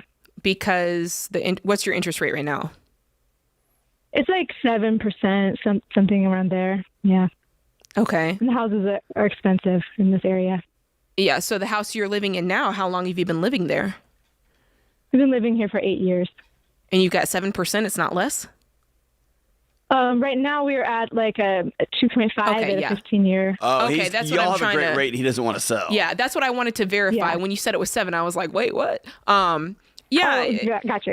Look, that's the quandary. That's the conundrum that so many Americans are facing. It's like, okay, am I just going to live in this house forever? Because I didn't intend to, but at the same time, I don't want to take, a 5% hit on my interest rate. So the way I like to frame this in my brain is you don't let the market, interest rates, all these other factors that we can't control determine when it's time to buy a house. What determines truly when it's time for you to buy a house, when it's time for you to move, is A, if you can afford to, and B, if you want to. And they have to go together. If you can afford to, that's thing one, that's got to be in place. And then you've got do we want to move? Is this the best for us and for the picture that we have of our family? So those are the things that go together. In this case, it sounds like they're both aligning. But it sounds like your husband is a little bit more like looking at the numbers. He's more of the math guy, right? He's a little bit of a Scrooge, yeah. But okay, but hold on. But it's good. Give me some insight into what's going on. Because if I had a bad neighbor situation where I had to call the police to keep my family safe. Yeah. And my wife came to me in tears and said, I've got to get out of here. I don't care what we're renting. I know, right? I'm out. So either the neighbors aren't that bad. Are they loud? Are they sitting in like one of those little kiddie pools that they got at Walmart and they're drinking too much? Or are they selling like drugs and are crack they violent? Yeah. Well, there's a combo. There's the loud music, but also the wife has become increasingly hostile to my husband, screaming and swearing at him, and just for like whenever she can. And then their kids have been just historically really unkind to my kids, but then now they've just taken to like always flipping them off. And then it got really bad. Like rocks were thrown at our house, and there was messages written on our driveway saying "move out" and all this kind of stuff. And so we called the cops. The cops told us to put up cameras. And after we did, the wife of this other house published online that we're perverts trying to watch them in their pool. And I really feel like I'm on like Maury right now. Like this is good radio. You are not the father. And then we told him to get off my lawn. No, I'm just kidding. Dude, this is like taking us back to middle school, like elementary school. So right, like, I would. I don't know. Why isn't your husband concerned about this? He is. We had the cops come over. The cops saw our footage of our cameras and saw we're not looking at them at all. We're just looking at our own property because they're the ones who are throwing the rocks. They've done it many times, and we just need camera proof now. And anyways, so he is upset. We had the cops tell them not to trespass, but at the same time, like, they're still flipping us off. It's just still an ugly situation. Well, so okay, so it's twofold here. Number one, you have a picture of your house, of this life you want to have, and it's where all the adults are rational and all the kids get along, and that's not your world, right? Right. So you have to make peace with either A, I'm going to teach my kids. There's just those kids are growing up in a tough situation. And so we are going to not give them space in our souls. We're going to head out. And you're not going to play with them. They're rude. And if they flip you off, that's rude. And we're going to move on. Mm-hmm. Or you can walk away. And it's that old saying, not by your hand, but in your lap. You didn't cause this, and yet here it is. And when you take responsibility for your own life, it always comes with consequences. Mm-hmm. Always. I refuse to be abused anymore. Okay, well, now you're a single mom, and you're going to have to figure it out. Yeah. I refuse to be in debt anymore. Okay, tough guy, now you got to work 3 jobs for the next 2 years. Mm-hmm. It always comes with something. So if you say, I am sick of my kids getting flipped off, which you should be, by the way. Mm-hmm. I'm sick of my husband. Next thing, she's going to accuse my husband of something, and it's going to be a mess. Mm-hmm. Totally get it. And you're going to have to sacrifice 4% on an interest rate somewhere or rent for a year. Let's talk about these dollars and cents, because I want to know a little bit more of whether, if you do choose to move, if you truly can buy a house or if you would be renting. Because I definitely don't want you to think you can afford to move and buy another house if you truly can't. So do you have any other debt? Okay. No, we really have tried to do the Dave Ramsey principles, and we don't have any other debt. We have a house is worth $440,000. We have $140 left on it, so we do have a big chunk to put down on another house. Mm-hmm. We just have to find a buyer in this market. Okay. And do you have an idea of where you would go? Have you started pricing out things? Or are you just making a lateral move? Or are you trying to move up? You've been looking for houses for months, haven't you? Yes. Yeah, you have. A contingency offer. Yeah, but it fell through. Anyways. She's like, I don't want to talk about that. Yeah, I don't. Yeah, sorry. So as long as you know, obviously you and your husband have to get on the same page about this, and you know the way we teach. I don't want you going into a 30-year mortgage. I want you on a 15-year fixed. Is that what you were looking at? Mm-hmm. We were going to do the 30 and then change when the rates get better. You would. No. Come on, Sarah. Do you know why we suggest a 15-year fixed? Right. So you can build wealth and I don't want you in debt for 30 years. In 30 years, you're going to be, I'm going to guess 60. You don't want to be paying a mortgage that long. I want you out of debt so you can build wealth. So 15-year fixed where the payment's no more than 25% of your take-home pay. And family, put a sign in the yard. Y'all are spending months worrying about how long it's going to take to sell the house. You could have had a sign in the yard 60 days ago, and you'd be halfway home. Put the house up for sale and see what happens. And then be ready to rock and roll. Make your move. We'll be right back.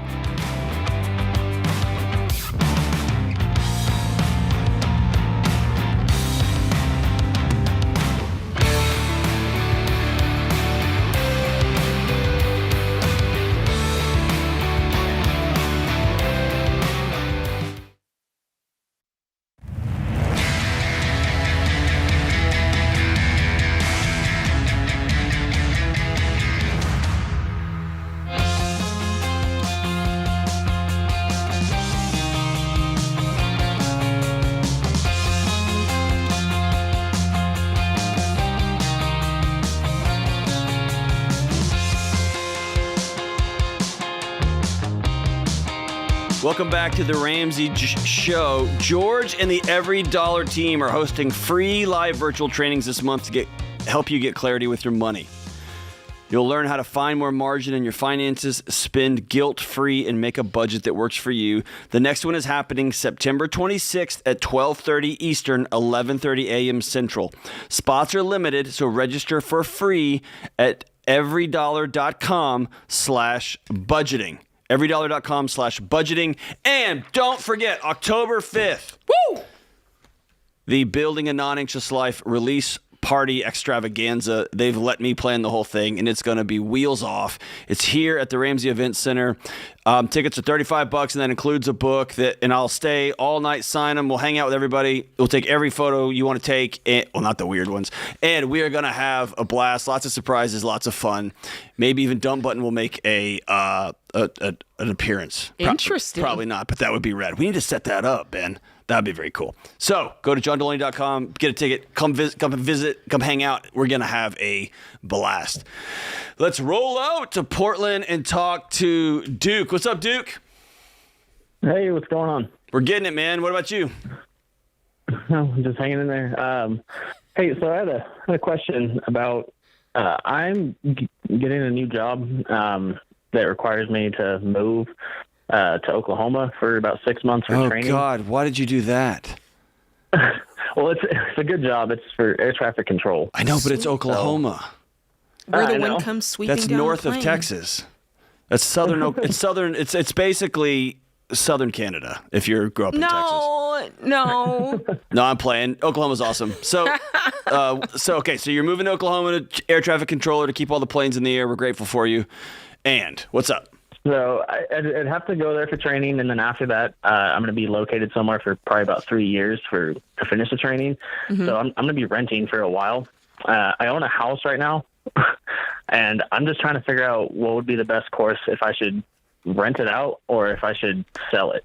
Because I got a really good interest rate, and if I were to sell it, it's already worth like $100,000 more than I paid for it.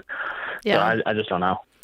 If it were me, if I were in your shoes and I were moving from Oregon to Oklahoma and then having kind of like this training period, trial period for, a couple of years of my life, I would definitely sell the house because A, you don't live there anymore. And renting it while you're states away, like half a country away, that's going to be so stressful. You're going to have to hire property management. That's a thing in and of itself. I mean, you're going to be living in a state where you're just constantly wondering what's going on with this property. So I would offload it. A long distance, long distance landlord, man. Yeah, that sounds terrible to me. I'd take my $100,000 and count my lucky stars and be happy. Let's take a page out of Dave Ramsey playbook. Dave Ramsey would say, if you lived in Oklahoma, would you, off the top of your head, go, you know what? I want a rental property. Let me buy one in Portland, Oregon. That's a great place for me to. You would never do that, right? Right. So it's this idea of, hey, I've already put money and time and energy into this property. Sometimes it's hard for us to cut ties with that, when really it's like, hey, that season is over. Go ahead and cut ties. You don't have to keep dumping more money and time and energy into it just because you have for so long. You can cut ties and you can move on. And it made you $100,000. Yeah, that's great. Well done, dude. Drop that in a high yield savings account. Do you have any other debt? Just 2 cars. It's only like $10,000 total. Okay, so pay off your debt and dump the rest in a high yield savings account and sit on it for a couple of years.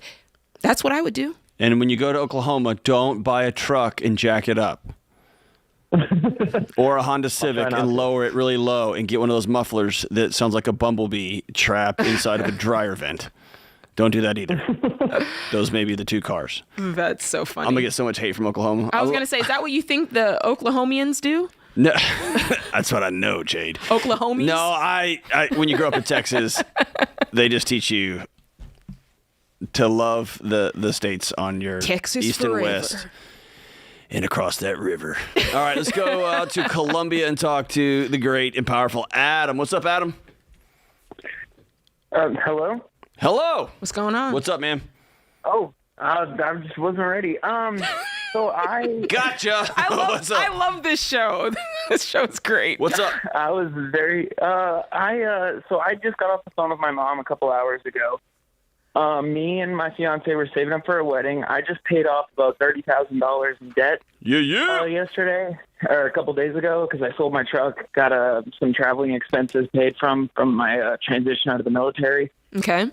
And now we were talking about car insurance for the new beater I just got with my mom, and it was like $365 for 6 months, and I'm like, oh, that's awesome. That's a really good deal. And she was like, okay, but you have to pay the 6 months right now. And I'm like, oh, well, I don't have the money right now fitting into this budget. Next month we can budget it in and get it. And she was like, oh, well, why don't you just put it on our credit card? And I said, well, we canceled all of our credit cards. Like, I canceled all of them. Mm-hmm. And then she went crazy. I mean, mainly because she loves me and she only cares about me. But, like, I've never seen my mom get so mad about something before from me canceling my credit cards. And then one thing led to another, and I was like, oh, well, we don't really need credit because I plan on getting the 15-year fixed rate. And then she was like, oh. And then, because she's a real estate broker, and so she went crazy about how by the time I save up a down payment, houses will go on crazy. Yeah. So basically, my question is I know the answer to my own question, but I'm not really sure. It feels wrong because I'm like defying my mom and like doing my own thing. How old are you? Yeah, how old are you? 23. You veteran? You did 4 years? Yeah. Are you still in? I did 5.5, 6. I'm in the reserves now. Okay. So I just want to make sure I'm doing the right thing by not having any open lines of credit and canceling everything. Here's the thing. Here's what I want to tell you, and John's going to really hit this. You're grown. You don't have to do what we tell you on the radio, and you don't have to do what your mom tells you. You're a grown man and you get to make decisions. So since you called and asked for our advice, we'll give you our advice, and then you're going to go and decide what you want to do with that. I think that it's a great idea to take debt off the table and not utilize debt. Now, I also don't want you driving around for a month without car insurance. So I want to make sure you are fully insured in the correct way.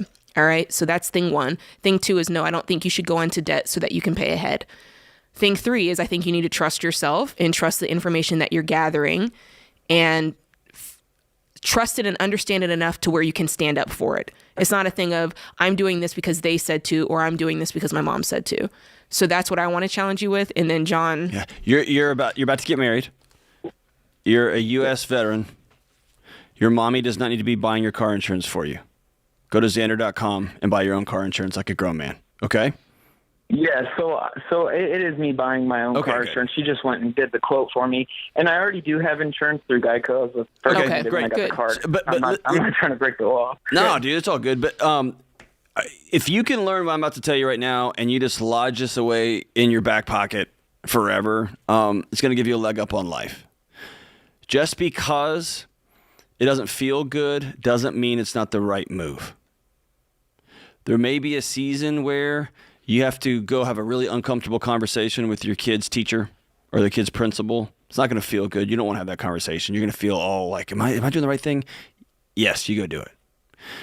Just because your mom has chosen to do with money a certain way her whole life, and by the way, you probably would not be doing what you're doing if that had worked for her or if she had had a home that was full of peace. Mm-hmm. You're choosing to do something different because you grew out of that system. And like you said, your mom's a good woman. She's doing the best she could.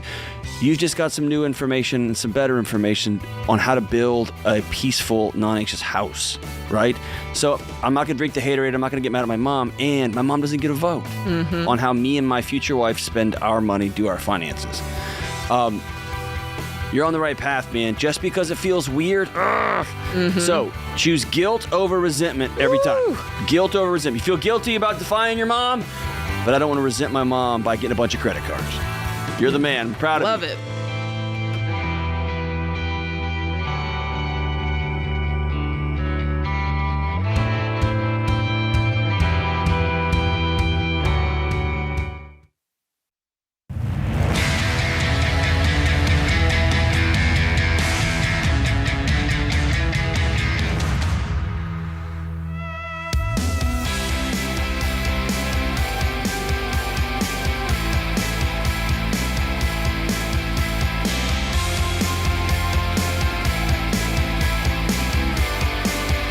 welcome back to the Ramsey Show. And on the debt-free stage, we've got Jamie and John from Dayton, Ohio. What up? Hey, thanks for having us.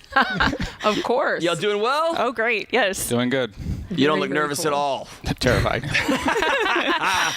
Hey, I assure you, I don't know what I'm doing either, so y'all are good. All right, so you're on the debt-free stage. How much you pay off? We paid about $24,000. 24 grand. How long did it take? 5 months. Yes. How much were you making? Right around $100,000 the whole time. Love it. Love it, love it. So what kind of debt was this $24,000? It was the rest of our mortgage. Let's go! What? Woo! Yes. Weird people. Oh, yeah. Oh, yeah. Hey, and make it 100 grand if we take out taxes in Dayton. 24 grand in 5 months. Y'all got after it. We sold some stuff. Yeah, yes. you did. Yes, yeah, we did. You What'd made you that sell? happen. A lot of old Pokemon cards from 20 years ago. Not old video Pokemon. games. Yeah. Not the Pokemon. James just gasped. James just He gasped. clutched his pearls. Wow. He has Yes. Pokemon like tattooed across his chest. He can hardly breathe in there right now. Yeah. Whose Pokemon cards? They were mine. I was a nerd. Wow. Years and years. I mean, I still am, but yeah. The fact that they are worth $24,000 is what's got me shook. Yeah, so the most expensive card we had was an autographed Lord of the Rings card, and it sold for $1,900 on eBay. Wow. That was the most expensive, yes. But most of them sold between 99 cents to $300 or so. Yeah. Wow. Yes. So I don't even know what's happening right now. This is incredible. This is incredible. So I want to know more. I mean, you had $24,000 left on your mortgage. What happened 5 months ago that made you be like, you know what? Let's go. Yeah, well, we started the Ramsey plan in like 2017. We bought the house in 2010, and we had been paying off like maybe an extra $80 or so per month, just slowly trying to get it down. And it was probably September of last year when I was listening to the show, and within like a 1 week span, I heard George tell two different people, like, you can't be doing all these different things at once. Like, you're trying to pay off debt, you're trying to like invest in things, and that was mostly for baby step 2. But I was like, maybe we should be doing the same thing because we were trying to save up for vacation, pay off the house, and save up for a water heater, doing all the things. So one night I came up to John and I said, can we just like do that ourselves and like put all of that money and energy toward paying off the house instead? So we started in September, and we, like I said, sold all the trading cards and video games, and we took some money out of our non-emergency savings, just found whatever other savings we had. We ended up paying off $10,000 in one of those months. Let's go. And then finally in February, the end of February, we paid off the whole house. Wow. All right, John, so I'm assuming y'all met when you were both students at Hogwarts. Is that right? Stop. No. No. Okay, so how did you end up on this journey? Well, we bought the house in 2010, and we came into the marriage debt-free. That was something that we kind of pride ourselves on, and we just kind of slowly and steady the entire time.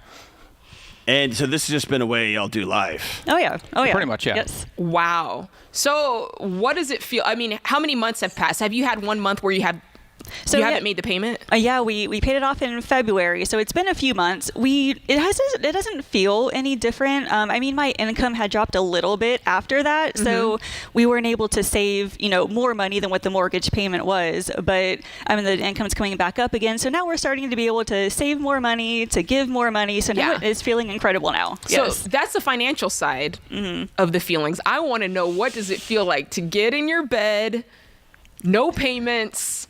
I mean, come on. I mean, it feels really, really good. It does. It is very, very freeing for sure. And it still doesn't feel real. Yeah. Every now and then I go in the backyard, I'm like, we don't have a mortgage anymore. And it's just, you just got to pinch yourself, Yes. I could just see you in the backyard with like a sword pointing to the sky and be like, I'm debt free. That's amazing, man. Yes. All right, so there's a very practical side to this. You've got this beautiful little girl over here, and she's grown up in a house that's been largely debt-free, so you often had that stress that almost every family in America has. How much of a role did looking over and seeing her and saying, we want to be able to do this vacation, we want to be able to say yes to stuff, we don't want to be moms and dads that have to say no to everything. What role did she play in inspiring y'all to get this thing paid off? I mean, we definitely knew from the start we wanted her to go to college debt free. So we, started putting money aside toward her college, and just knowing that she didn't have to grow up, go to school, having to go through all the debt and everything to be able to be financially free to do what she wants to do. All right, speak to. Sorry, Jade. I'm fascinated by Jamie and John. They're amazing. They are amazing. I mean, most people don't do life like that. They enter in the marriage with no debt. They just say, oh, yeah, we're just going to pay our house off. And they just up and do it. Yes. So I may know a guy that pathologically collects books and guitars. And, James and George Camel are obsessed with their Pokemon cards, right? What do you tell people who have these collections sitting in a box in the back of their house that has obvious value, and it's hard to part with it? What do you tell them? What have you missed since you don't have those cards in the back room? I mean, I'm enjoying all the space that I have now. Let's for go. Sure. Practicality. I mean, I did have a hoarder mentality for a while, but trying to, declutter my life, declutter the house, it's like, I don't really need all those things anymore. We're having fun doing what we have, and if we're not using it anymore, then why keep it around, Yeah. John, did you sacrifice anything? Not so much. Just kind of the monthly income, just kind of trying to put that away and, spend that as wisely as we can. Dude, that's awesome. So the mentality behind it, you guys have your mind right? Yes, for sure. You both have your head on straight. John's like, I'm willing to do what I have to do with my income. You're like, I'm willing to do what I have to do with things that are personal to me that I value. And really, at the end of the day, that's what you need in order to have success. So I'm proud of you guys. That's excellent. Slow and steady wins the race. Every single time. That's right. Yes. Allison, do you want to join them up there? No. That's very cool, man. I love that. My kids would have run up and been like, yeah, look at me. That's awesome. So give one piece of wisdom to somebody, a couple who is trying to, is looking at each other, listening to this, the same as you heard George say. They're watching this call, and they're like, $24,000 in 5 months. We could do that. I'm not selling my fill in the blank. Give one word of wisdom. I want to hear from both of you. Well, definitely the budget meetings definitely helped. I'm not a money person, not a numbers person, and I didn't really like doing the meetings at first, but being able to get together once a month and look at where we are, where we're going, being on the same page on everything, that has definitely helped along the way. And just kind of being on the same page with each other, being able to have that communication. Yes, we can do this. No, we can't. The budget is really actually very freeing, because there are times when it's like she wants to go out and spend money on this. I want to go out and spend money on that. And we can do that because we planned for it. It's in the budget. Yeah, now that you don't have a mortgage, you can do anything. Which is incredible. And shout out to Every Dollar and the Every Dollar team for helping us out with that too. Come on, that's somebody. Awesome. So we have John and Jamie and the incredible Allison off to the side here from Dayton, Ohio. They've lived a debt-free life, except for this mortgage. It's been hanging around since 2010. 5 months ago, they looked at each other and said, I'm in, you in? And they high-fived, and they did is there like a Pokemon thing? Is there a thing that they do? Super Saiyan. Gotta catch them all. Gotta catch them all. Wrong thing. They caught them all. And then sold some stuff, saved all the money, paid off $24,000 in 5 months, and they are debt-free. They don't even have a mortgage. Count it down. Let's hear a debt-free scream. All right, 3, 2, 1. We're debt-free!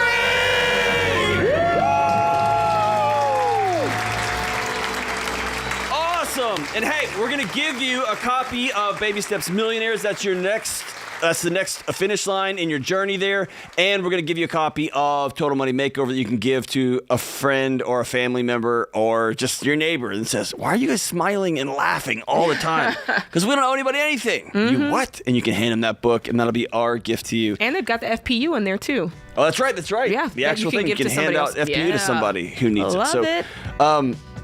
Jade, it never gets old. It's my favorite part of the job. I know, it's great. It's my favorite part of the job, watching people be free. Yes. I love it. Hey, we'll be right back. This is The Ramsey Show.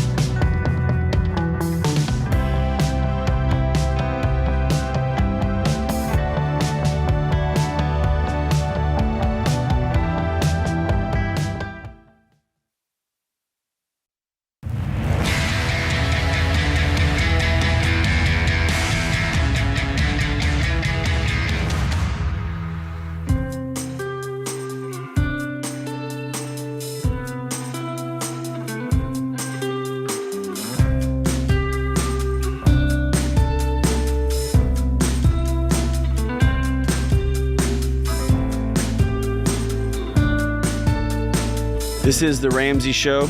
I'm John Deloney, joined by Jade Warshaw.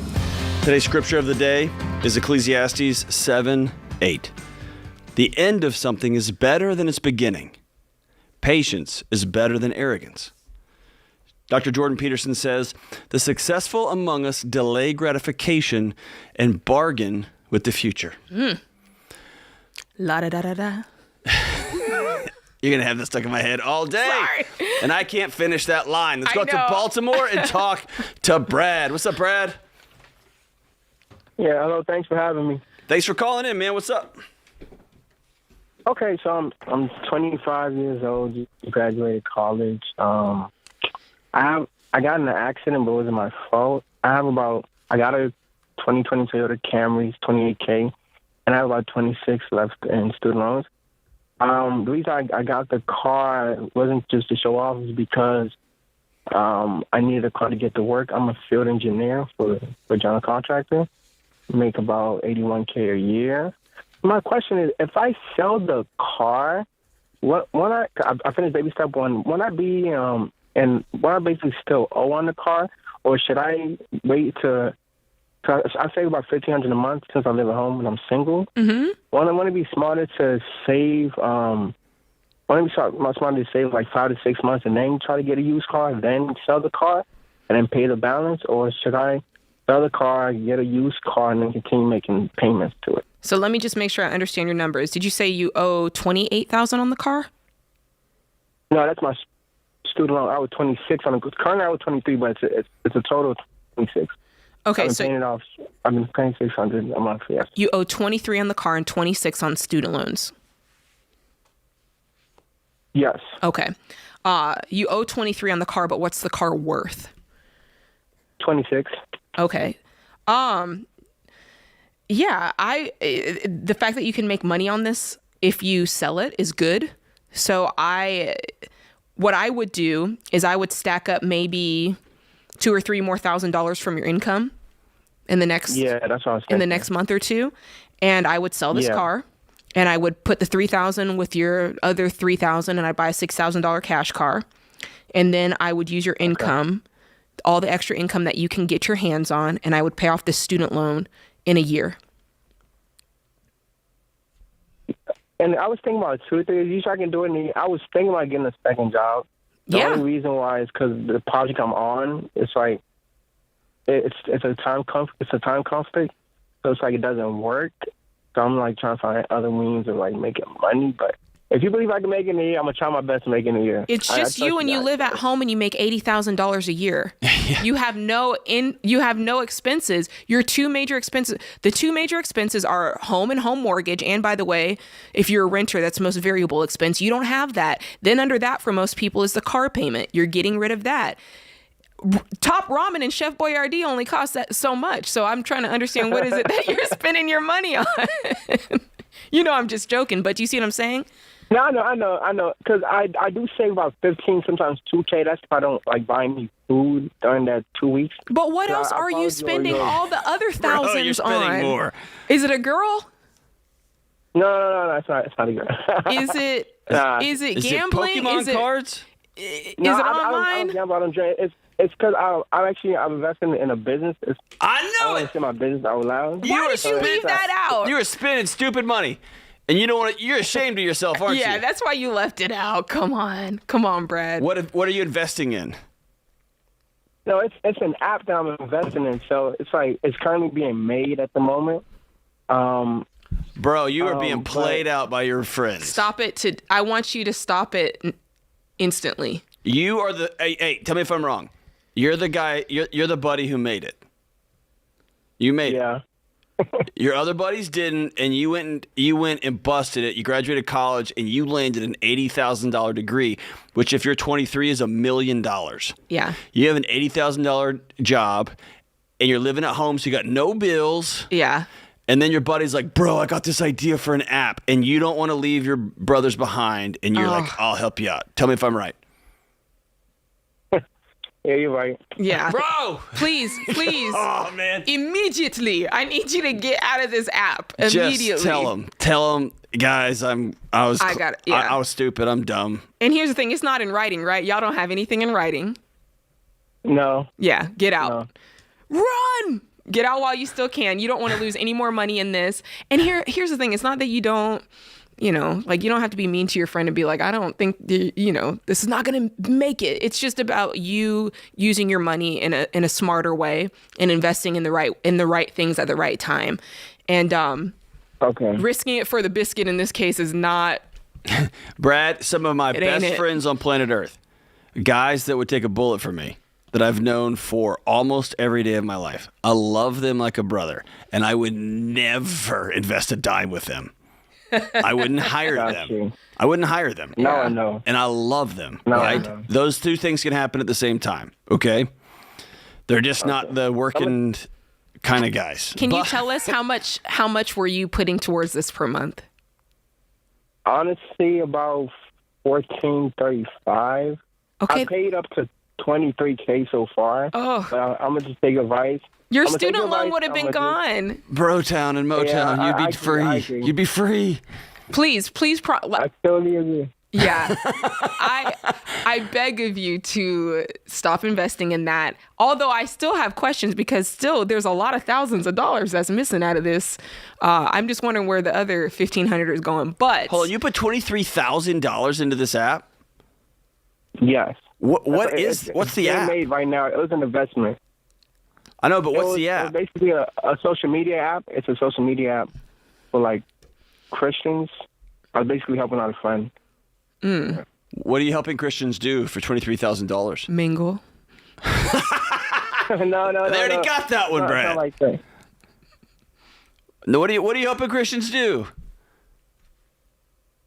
Basically come together and together. You better not say mingle. No, it's not. Is it dating? Mingle. It's nothing. No, it's not. It has nothing to do with dating. It's just coming together, reading the word. So it's like a Bible study app. Like a Christian, hang out, come to coffee shops, and let's meet up? Yeah, basically.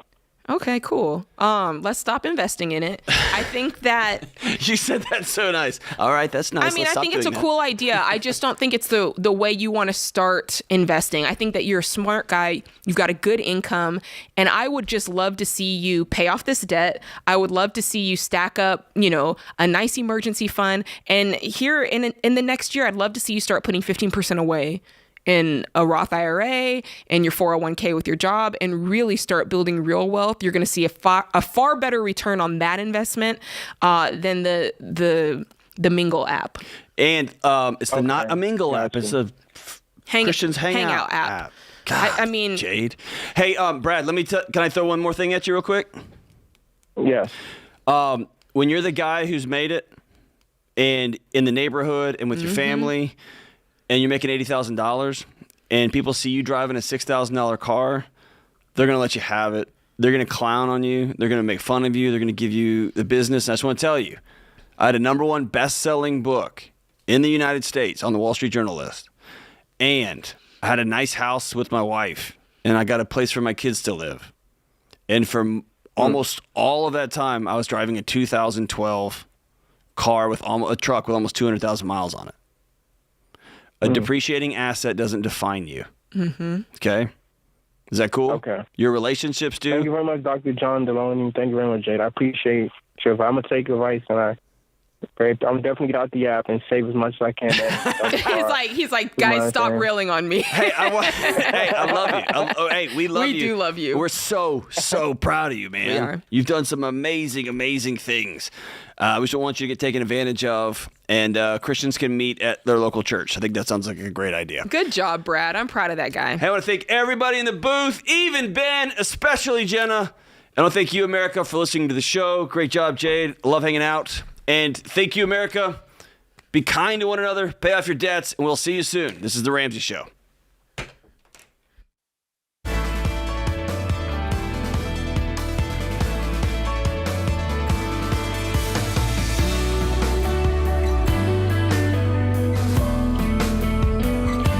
Hey, what's up, guys? It's Jade. Look, if you like what you heard in this episode and want to know more about getting started on the Ramsey baby steps, go to RamseySolutions.com and click the Get Started button. We'll help you figure out the best next step for you based on your specific situation. That's RamseySolutions.com and click Get Started.